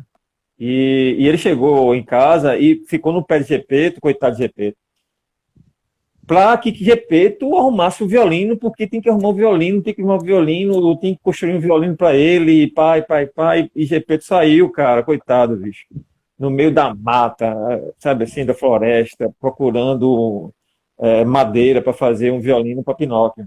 E caiu um toró, bicho, uma tempestade monstruosa, assim, e meu nome é Neilton José de Carvalho, Neilton Carvalho, assim, né? E nesse episódio, no meio do toró, da tempestade, bate um raio, cara, exatamente no pé de Carvalho. E cai de lado de Gepeto um galho. E ele vê um galho de uma árvore de carvalho. Bicho, vê na hora esse nome. Porque carvalho possivelmente deve ter uma flor, deve ser uma flor rara, né? Raras são as árvores que nascem flores e tal, mas possivelmente em algum momento, em alguma fase da evolução da espécie da árvore, nasceu uma flor, né? Tal. E aí me veio a cabeça de, pô, se eu tiver uma filha, o nome dela vai ser Bela Flor de Carvalho. Saca? Aí, aos 45 anos, ou seja, aos 45 do segundo tempo, aí nasceu Belinha. E eu disse, não, vai ser Bela Flor. E aí, bom que Patrícia concordou comigo. E engraçado, cara, ligado à música, né? Porque foi um galho de uma árvore chamada Carvalho que tinha sido pego por Gepeto para fazer um violino para Pinóquio. E tem tudo a ver com a minha história também de construir minha guitarra e tal. E o violino, Gepeto, lógico, não é um luthier, fez um violino com a mão, tipo uma mãozinha mesmo, não era o headstock de um violino. E Pinóquio ficou chateado com aquilo, ou seja, todas as dificuldades de falta de informação, isso já foi entrando na minha cachola, vê que loucura. E o violino é mágico. Aí que vem a história, o final. O violino, feito da madeira de carvalho, nessa situação da tempestade, Gepeto fez um violino mágico, velho. Pinóquio tocava, acontecia várias coisas e tal. Aí imagina uma criança de 7, 8 anos, vai ver um negócio desse, gravar isso na cabeça, e depois, anos depois, se transformar num aspirante a músico e artista visual, e ter um nome Carvalho. O bicho veio, sabe, uma história assim. E Belinha, graças a Deus, tive a chance de ela nascer e eu ter a chance de colocar esse nome nela. E o que você chama de loucura, eu chamo de filosofia. Todos os filósofos são loucos. Deixa eu dar só um recadinho aqui antes da gente falar. Eu preciso falar aqui do pessoal. Pessoal, essa live nós temos 5 patrocinadores. Vinil Alternativo, do grande Elvis Miranda. Pulga, Mercado de Discos, do nosso amigo Fred. R Vinil, do nosso amigo Rafa, lá no Mercado da Encruzilhada. Araçá Discos, aqui na Imbiribeira. E Vinil Botequim, que fica lá em Gravatá. Gravatá não, Garanhuns. Então essa turma aí está com a gente em todas as lives musicais que nós temos. Mais um detalhe. Este projetozinho, mais ou menos, que nós tocamos aqui, onde nós chamamos os ilustres pensadores, mestres e doutorandos da música e da ciência humana, o Neilton, a gente trabalha levando educação para todo mundo. Agora, educação de todo tipo, musical, cultural, que massa, letra, que massa, que massa. Tecnologia, por aí. Então, o que é que a gente pede para você? Dinheiro? Não, nós não pedimos dinheiro. Nós pedimos fama? Também não. A gente só pede em nosso trabalho para que a gente possa chamar mais bandas interessantes, mais conteúdo legal para a gente furar essa bolha cebosa que se instalou no nosso país em 2018. E nós vamos ficar frente na guerreada até 2022, se Deus quiser, sobrevivendo, né, meu amigo Thomas? Então a gente precisa da ajuda de vocês se inscrevendo. E, contudo, no YouTube, nós temos um canal lá também que a gente vai pegar essa live com os melhores cortes e jogar lá. Entre outros vídeos exclusivos. Então, dá essa força aí pra gente, pô. A gente passou de 1000 pessoas agora, que a gente fala pessoas, amigos e não seguidores. Foi uma luta. Thomas vai dançar um TikTok pra gente, que ele prometeu. Já está estruturado essa dança dele. Então a gente conta com vocês para chegar a 2.000, 3.000, 4.000. Só pra gente chamar mais galera mestre nas áreas. E a gente só chamou fera em 2000. Olha, pense numa galera massa.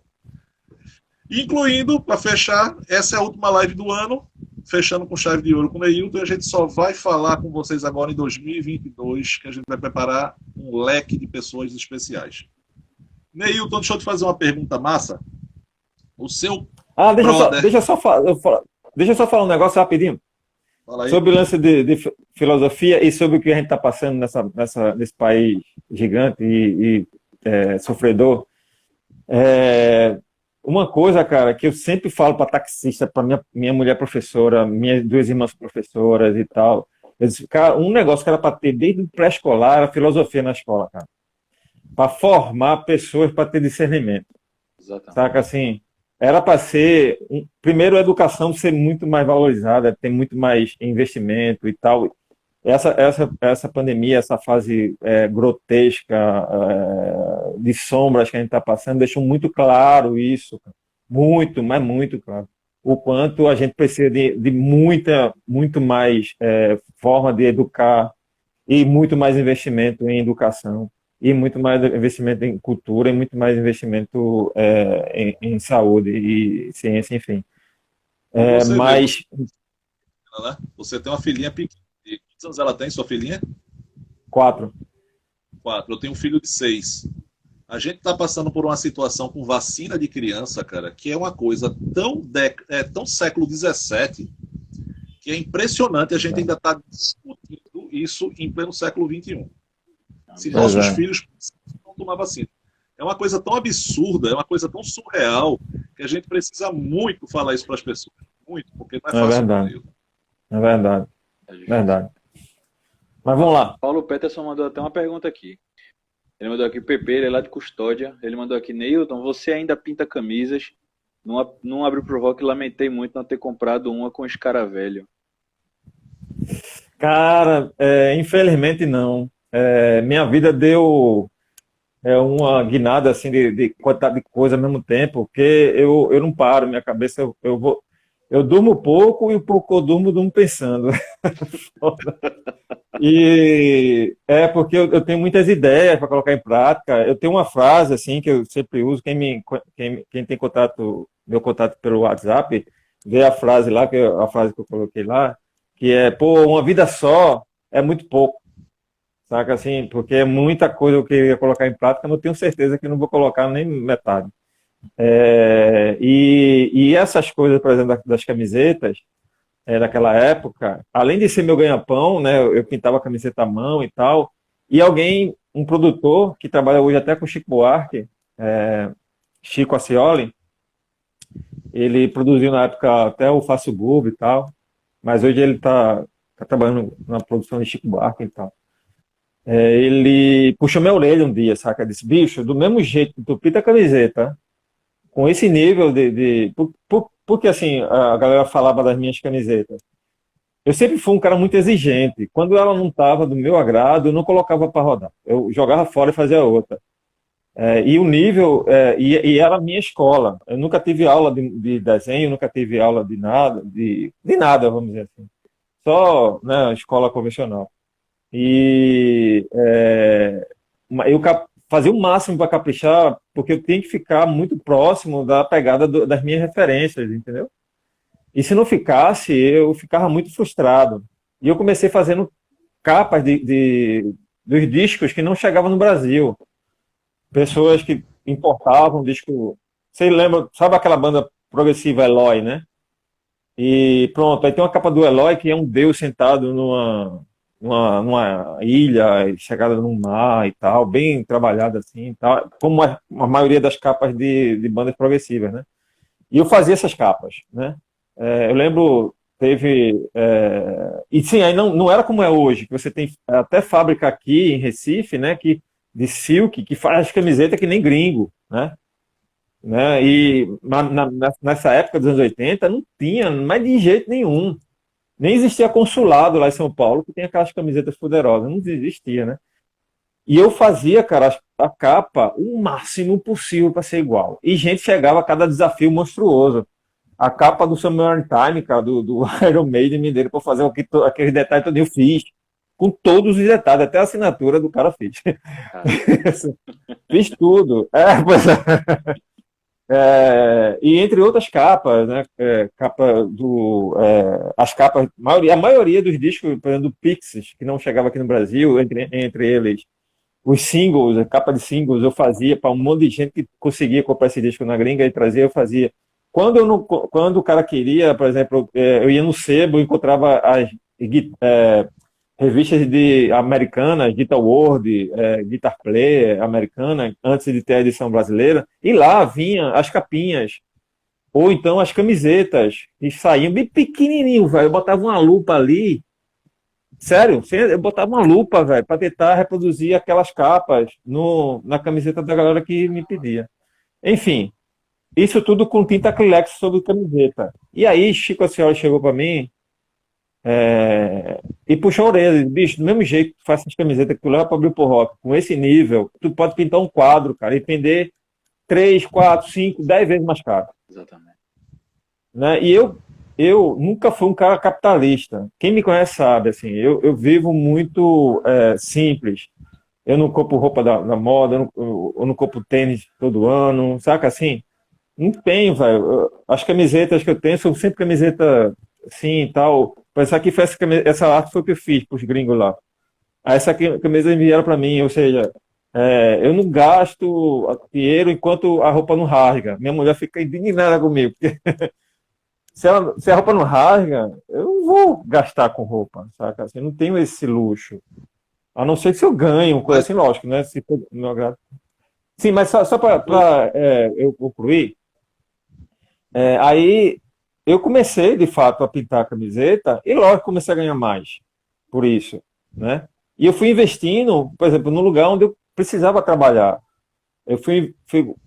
Essa grana que ia entrando, eu ia guardando, tanto grana de show, grana das camisetas na época, depois grana dos quadros, grana, depois passei a fazer projeto gráfico. Eu disse que não estudei para nada, mas eu fiz escola técnica na ETEPAM, eu era desenhista de arte gráfica. Porém, o meu curso estava muito defasado e eu terminava não assistindo aula. Eu terminava conversando com os professores. Eu gostava de música, eu conversava com alguns professores extra sala de aula, saca? Para falar de guitarra, falar de. Enfim, eu terminava apresentando meus trabalhos lá ali no pátio da escola. E terminei juntando esse troquinho para comprar o meu ateliê, saca? Que terminou virando casa depois e tal para eu poder trabalhar. Ou seja, meu dinheiro não era para gastar em roupa, para gastar em relógio, para gastar em celular novo. Tô cagando para isso. Eu tô investindo em coisa que dê condições, primeiro, para dar conforto para minha filha, dar conforto para minha mulher, conforto para minha mãe, né? E pagar as contas, lógico, e me dar estrutura para poder trabalhar, para ficar melhor, né? Tal. Esse foi o meu luxo. Aí, Mas é respondendo curiosidade. a pergunta dele. Oi. Isso é uma curiosidade, tu já emenda na resposta. Tu começou como ilustrador antes ou como músico? Eu comecei como desenhista mesmo. É porque, assim, ilustrador é só mais um elemento dentro do trabalho que eu faço como artista, saca? Eu também ilustro, saca? Mas o meu trabalho, eu sou mais conhecido como artista visual, ou seja, artista plástico. Pronto, esse quadro aqui atrás, ó, esse painel atrás aqui, ó, são quatro telas. Aqui, ó. Esse é meu pai, meu saudoso pai. Tá vendo? Aqui, ó. E outro bebê. Aí é um painel grandão que eu pintei, que foi da minha primeira exposição individual. Aí esse eu guardei para mim. Mas a música, ela veio junto, mas eu me despertei como músico quando eu já estava desenhando. Mas como profissional, não. Eu desenhava, como eu falei, a minha maior influência era os desenhos animados, os quadrinhos depois os quadrinhos adultos, ou seja, as minhas referências, tirando os clássicos da pintura, né? Rembrandt é Rembrandt, sabe assim? É o mestre das sombras para mim. Depois eu conheci Goya, né? Que já misturava uma pegada mais porrada, assim, mas Maurício de Souza, Hanna-Barbera. Eu lembro que eu falei um negócio para um jornal, cara, durante a última exposição, que eu falei, ó, a mesma importância, o mesmo peso que tem Rembrandt na minha vida, tem Hanna-Barbera, saca? O mesmo peso, a mesma importância, sabe? A mesma emoção que eu tenho em ver o desenho de Hanna-Barbera, eu tenho a emoção de ver um quadro de Rembrandt. Sabe, assim, eu costumo dizer que a criança que eu era quando eu me despertei como um artista, nessa época que eu falei para vocês, quando veio um nome já poético de Belinha, eu me despertei ali já como artista, sabe? E não sabia. Eu já me despertei ali como artista e não sabia. Aquilo ali foi me tomando aos poucos, que quando eu tomei ciência, eu já estava dentro da história. Tem um amigo meu que ele trabalha em Brasília, ele é psicólogo, formado na PUC e tal. E a gente ia para a escola técnica junto, ele fazia edificações, eu fazia desenho de artes gráficas e a gente dividia o mesmo ônibus, ou a mesma traseira do ônibus, quando não tem dinheiro para pagar, ou vinha a pé conversando e tal. Isso em 91. Eu lembro que ele chegou para mim, cara, bicho, eu não sei o que eu vou fazer, cara, quando terminar o curso, não sei o quê. Eu entrei pelo curso só para fazer, ter o meu diploma como um científico e tal, mas eu consegui passar, fui fazer edificações, mas não me identifico com a área e tal. Aí eu olhei para ele assim, eu disse, bicho, vai fazer psicologia? Parece que eu tenho um tine para isso, sabe? Assim, meu irmão, vai fazer psicologia. O cara hoje é psicólogo, trabalha, como eu falei, formado na PUC, mestrado não sei aonde, e tem um trabalho como psicólogo em Brasília e tal. Aí ele fica me lembrando, durante as palestras dele, ele cita essa passagem assim, que a gente perto de casa na parada de ônibus, muito mal tinha um tênis para calçar, né? ele lembra disso, bicho, que me disse que o que eu ia ser na minha vida foi ele, sabe assim? Porque eu já era o que eu sou. Eu disse a ele, bicho, ó, eu já sei o que eu vou ser, eu já sei o que eu sou, disse a ele, porque eu já sou.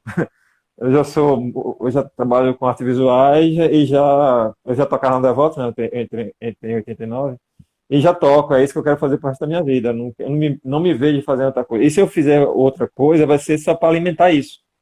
Só para fazer isso sempre ser maior e ao ponto de eu querer depois abandonar, que foi o que aconteceu. Eu trabalhei em eletrônica, eu trabalhei em gráfica fazendo panfleto, eu trabalhei em gráfica fazendo placa de formatura.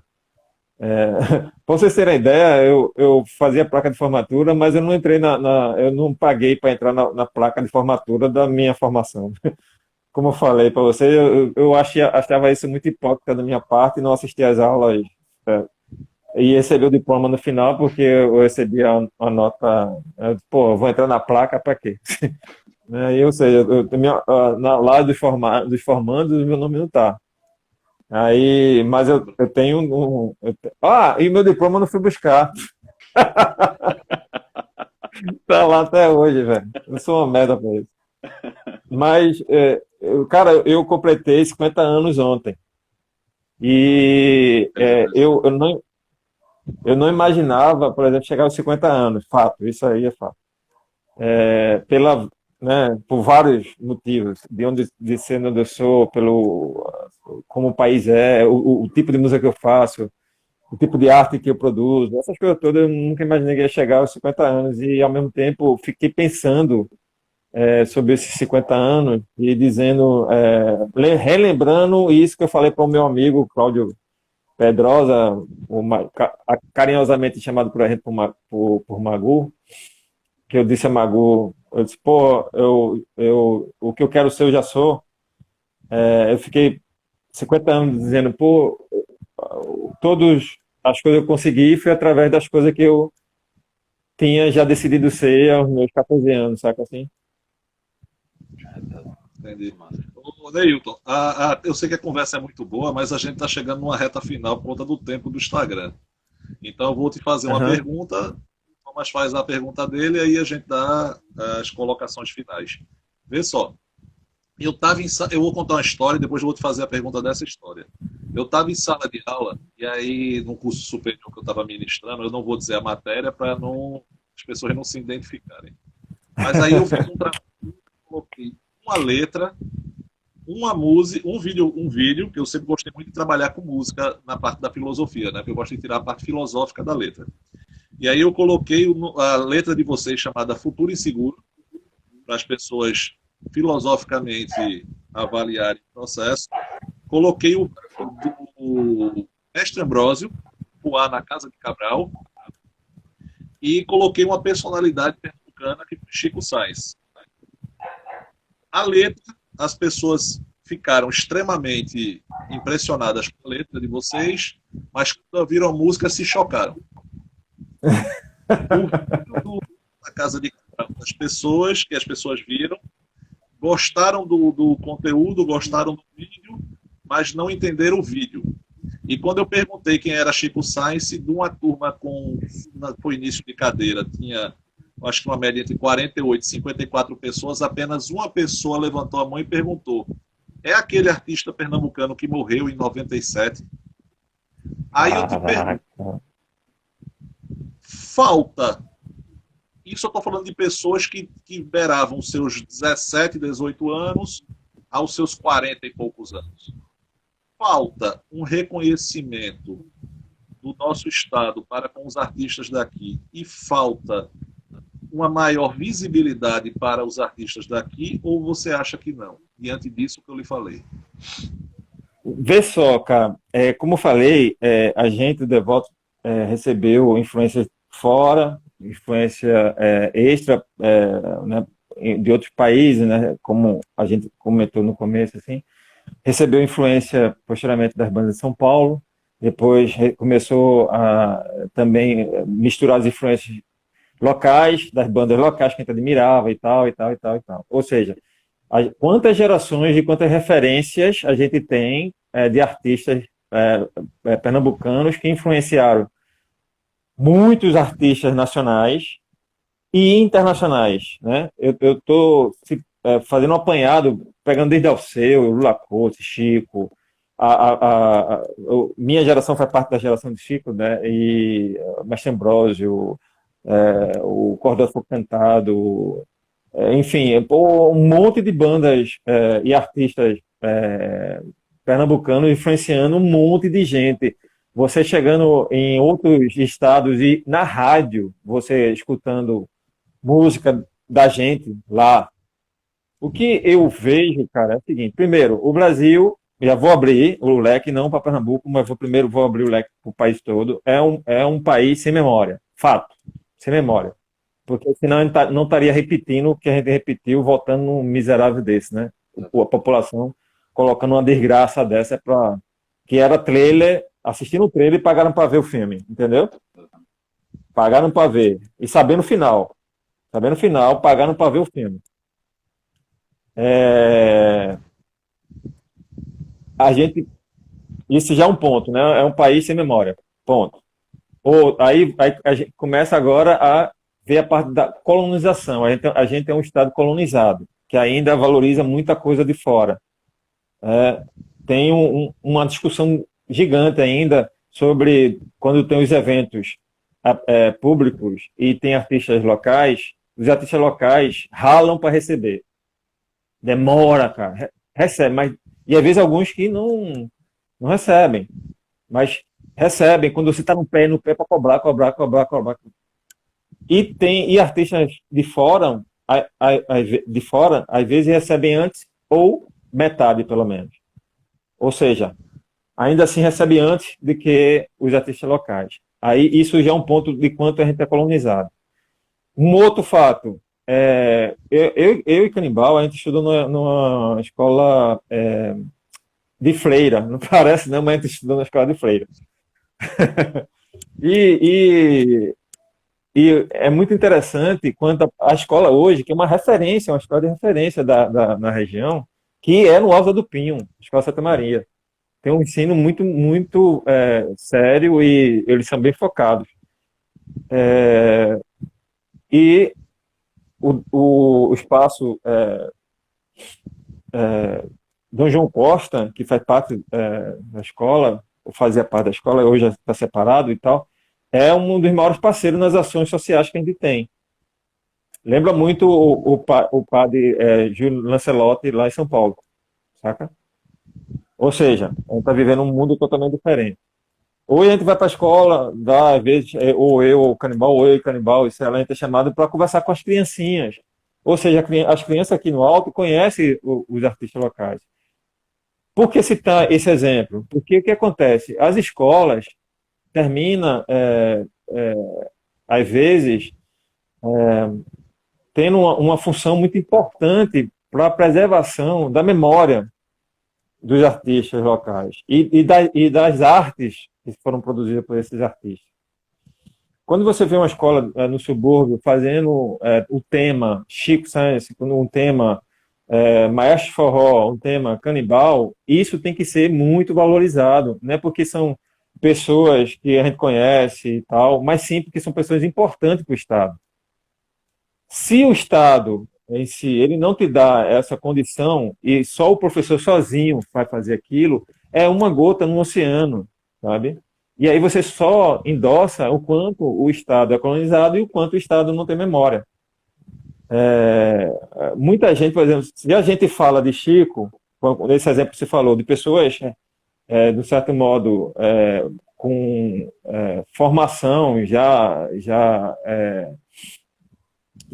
tinando, né, porque tá já consumidor de mídia e tal, tem esse tipo de reação, ou seja, não sei quantas pessoas, só uma levantar a mão e ainda dizer que foi aquele artista, né, não dizer com conhecimento e propriedade, não, foi Chico Sá que era na Chico Sá Nação Zumbi, que tem a música assim, assada, a história dele é assim, assim, assado. Isso era para ser cartilha, era para ser matéria no pré-escolar, saca?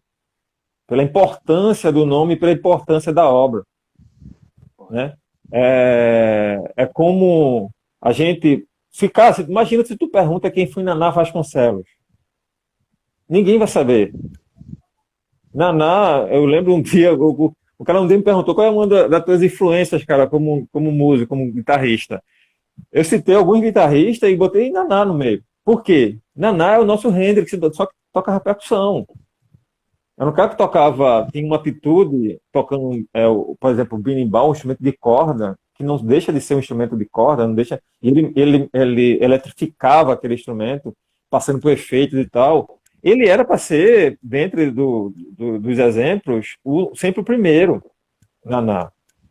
Pela importância da obra, ou seja, um monte de gringo no mundo inteiro. O cara foi reeleito 8 vezes o melhor percussionista do mundo. A maioria dos grandes discos de artista de jazz tem o cara como referência. Ou seja, você pega um monte de artista, cara. Você pega Miles Davis, tem gravação com Naná. Miles Davis, cara, tem a gravação com Naná.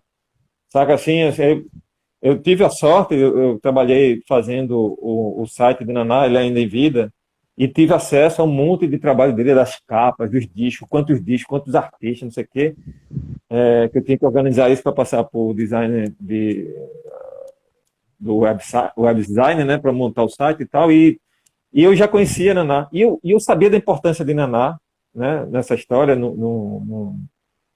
para música e para Pernambuco, porque, por coincidência, eu conheci um cara, fotógrafo, que também tem outra história muito louca, lá em Natal. Infelizmente, ele está com Alzheimer, ou seja, não nem lembra mais das coisas que ele fazia antes. Mas se você falar de Naná, ele vai lembrar. Entendeu? Porque ele ficou amigo de Naná lá em Nova York. Né? Para muita gente que não sabe, eu conversando, não com o Naná, mas as poucas chances que eu tive de conversar com o Naná, até eu perguntei sobre esse amigo que eu conheci lá esse coroa amigo que eu conheci lá em Natal, e ele confirmou todas as histórias que Mavi, que é esse fotógrafo lá de Natal, que era radicado em Nova York, me contou. Naná me confirmou todo. E eu conversando com o Rieger, Roberto Rieger, que é já foi iluminador da Legião Urbana, já foi iluminador de Naná, já foi iluminador da filha de Charlie Chaplin, que trabalha fazendo teatro, um monte de coisa. E hoje não, há muito tempo trabalha com o Alceu, agora mesmo está em turnê com o Alceu. Rieger, que é amigo meu, me falou, Rieger disse, Neilton, muita gente não sabe, mas Naná tem o passaporte dele é americano. Ele é cidadão americano. Por quê? Os Estados Unidos deu a Naná o passaporte de livre acesso para os Estados Unidos. Ele passava como fosse um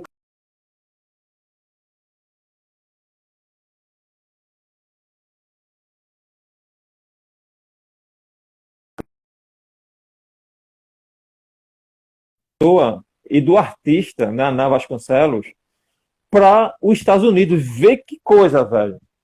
Enquanto aqui, a estátua de Naná sabe, ninguém sabe aquela estátua de quem é, né?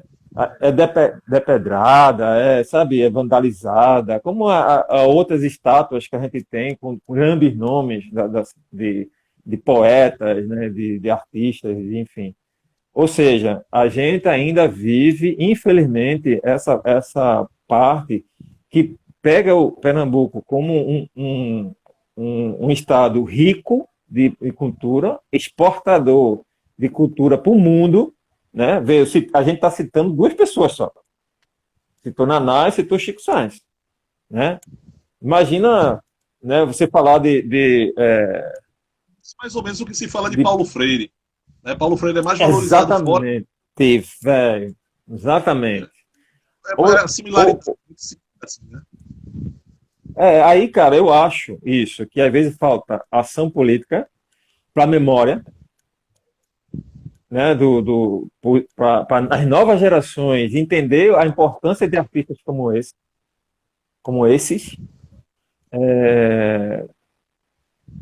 como um dia todos esses vão passar. A gente é mortal, né, velho?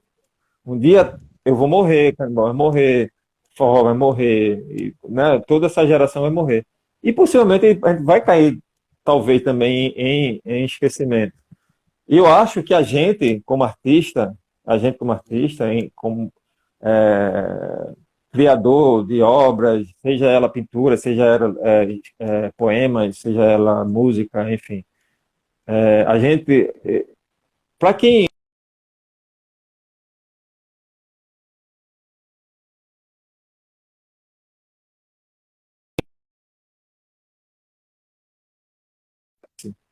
né? Assim, tenho rede social e tal, mas não gosto de ficar, por exemplo, publicando foto minha. Eu prefiro sempre colocar coisa que eu produzi. A minha obra sou eu. Quando eu passar, é ela que vai ficar.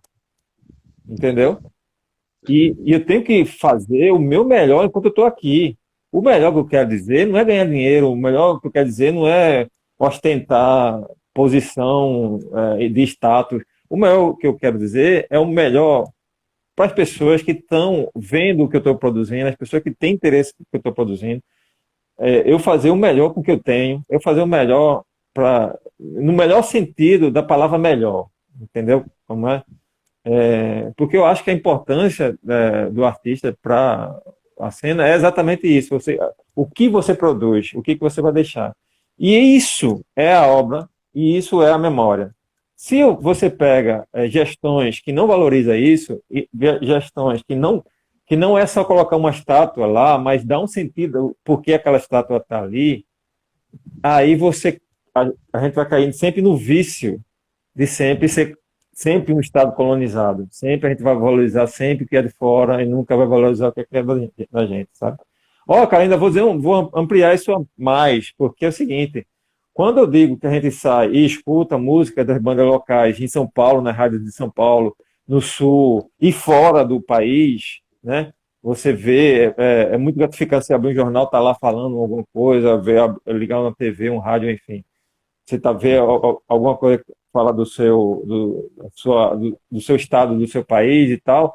Boa parte disso também os empresários, donos de rádio, donos de TV e tal, que no começo do Mangue Beat e tal, tinha os programas como o Canto do Mar, a rede de televisões chamava os artistas para falar. Aquela geração, a minha mulher é uma geração depois da minha. Eu sou um pouquinho, eu tenho quase 8 anos mais velho que ela. Ela não conheceu o Chico Science, por exemplo, mas ela conhece a história. Ela e as amigas, irmãs e tal, passaram a consumir o Devotos, o Ed, o Mestre Ambrósio, a comprar o material, a curtir em casa, a propagar essa mensagem, a mostrar, ou seja, até a geração dela, a, a minha geração era referência para ela.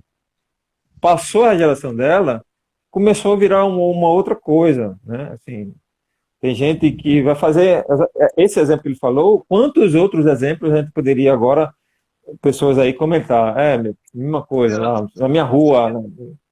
13 anos, por exemplo, não conhece os artistas pernambucanos. Eu pego ela pela mão, puxo, sento com ela no sofá para botar ela para ouvir. Eu tive o privilégio de trocar uma ideia com o Chico Sainz 2 vezes. Mas sabe, a primeira não foi muito boa, não. A segunda foi legal pra caramba.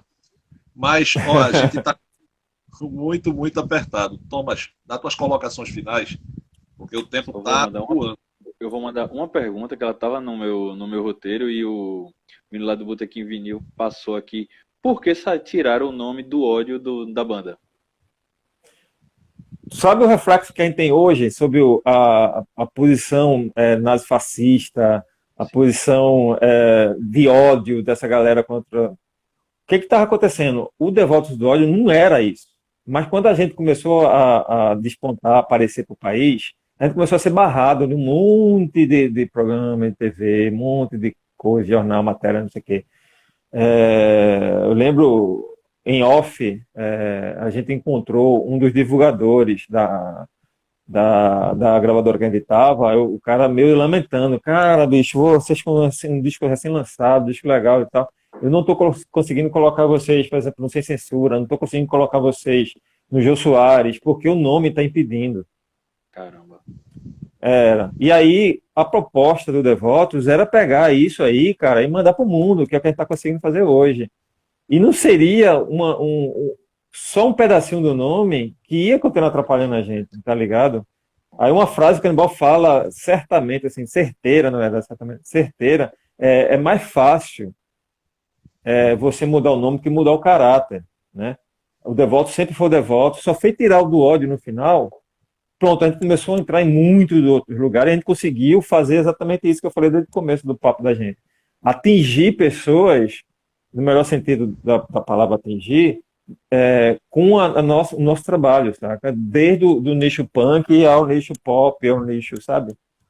Ser respeitado em todos os lugares, não tem preço, sabe?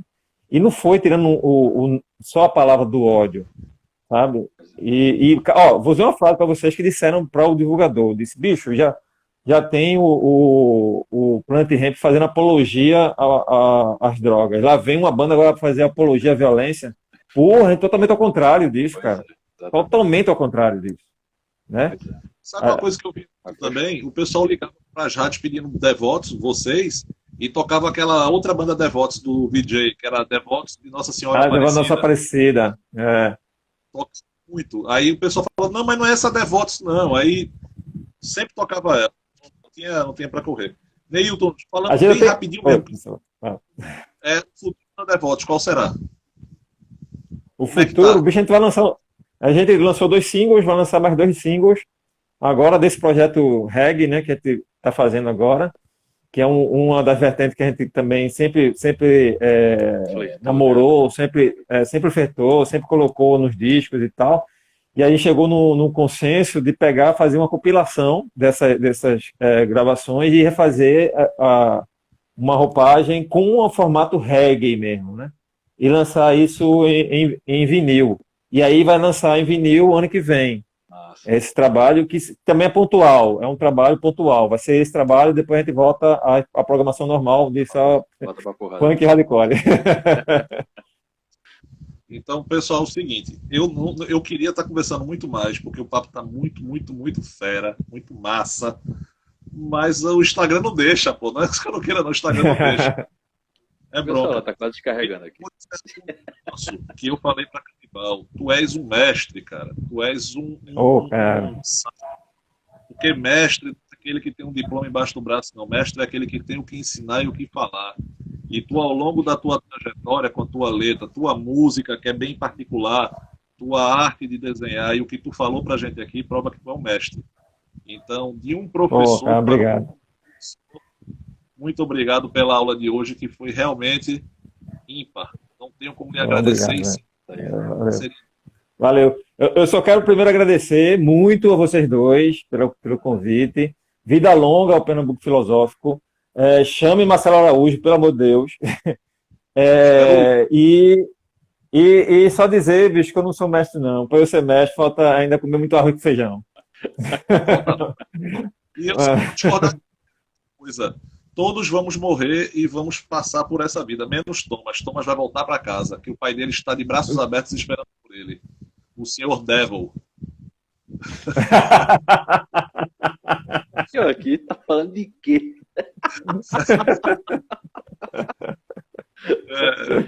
Neilton, meu velho, muitíssimo obrigado. De verdade. Valeu, meu irmão. Valeu, obrigado mesmo, velho. Massa o papo. Neilton, só mais uma coisinha. Eu sou um humilde escritor em começo de carreira. Se um dia eu puder e um dia eu tiver, vou estender a sua arte para uma capa de um livro meu. Deixa eu só ficar um pouquinho mais conhecido, eu ainda estou muito... Nossa. Não precisa não, pô. A gente conversa, a gente faz. A gente vai fazer isso. Gente, vou sortear os livros, tá? Depois eu dou um toque a você. Eu alinhei com o Canibal pegar mais 2 livros dele. Meu nome. E aí, Thomas está cortado dessa jogada, Neilton está cortado também, mas aí eu estou sorteando esses livros para vocês. São 3 livros do Canibal e um livro do Velho Mangaba. Então eu vou pegar o nome de quem deixou aqui. Eu quero fazer o sorteio do jogo da SEM, do jogo do bicho aí, em breve eu estou dizendo. Thomas tem que fazer a dancinha do TikTok até Natal. Tá? Com a camisa do Hell Ram. Tá com o gorrinho, né? E o gorrinho, né? Hell Ram, né? E o gorrinho de Papai Noel, tá certo. Vai ficar e a gente vai com um de despedida desse ano para vocês, falando algumas informações em breve. 2022 está aí, é o ano da vitória. A gente vai tirar o fascismo do poder. voltamos em fevereiro. Neilton, obrigadão, cara. Tu é mestre demais. Tominha, tu mora no meu coração e não paga aluguel. Valeu a todos. Valeu, meu irmão. Querido. Um Valeu. abraço. Valeu. Boa noite.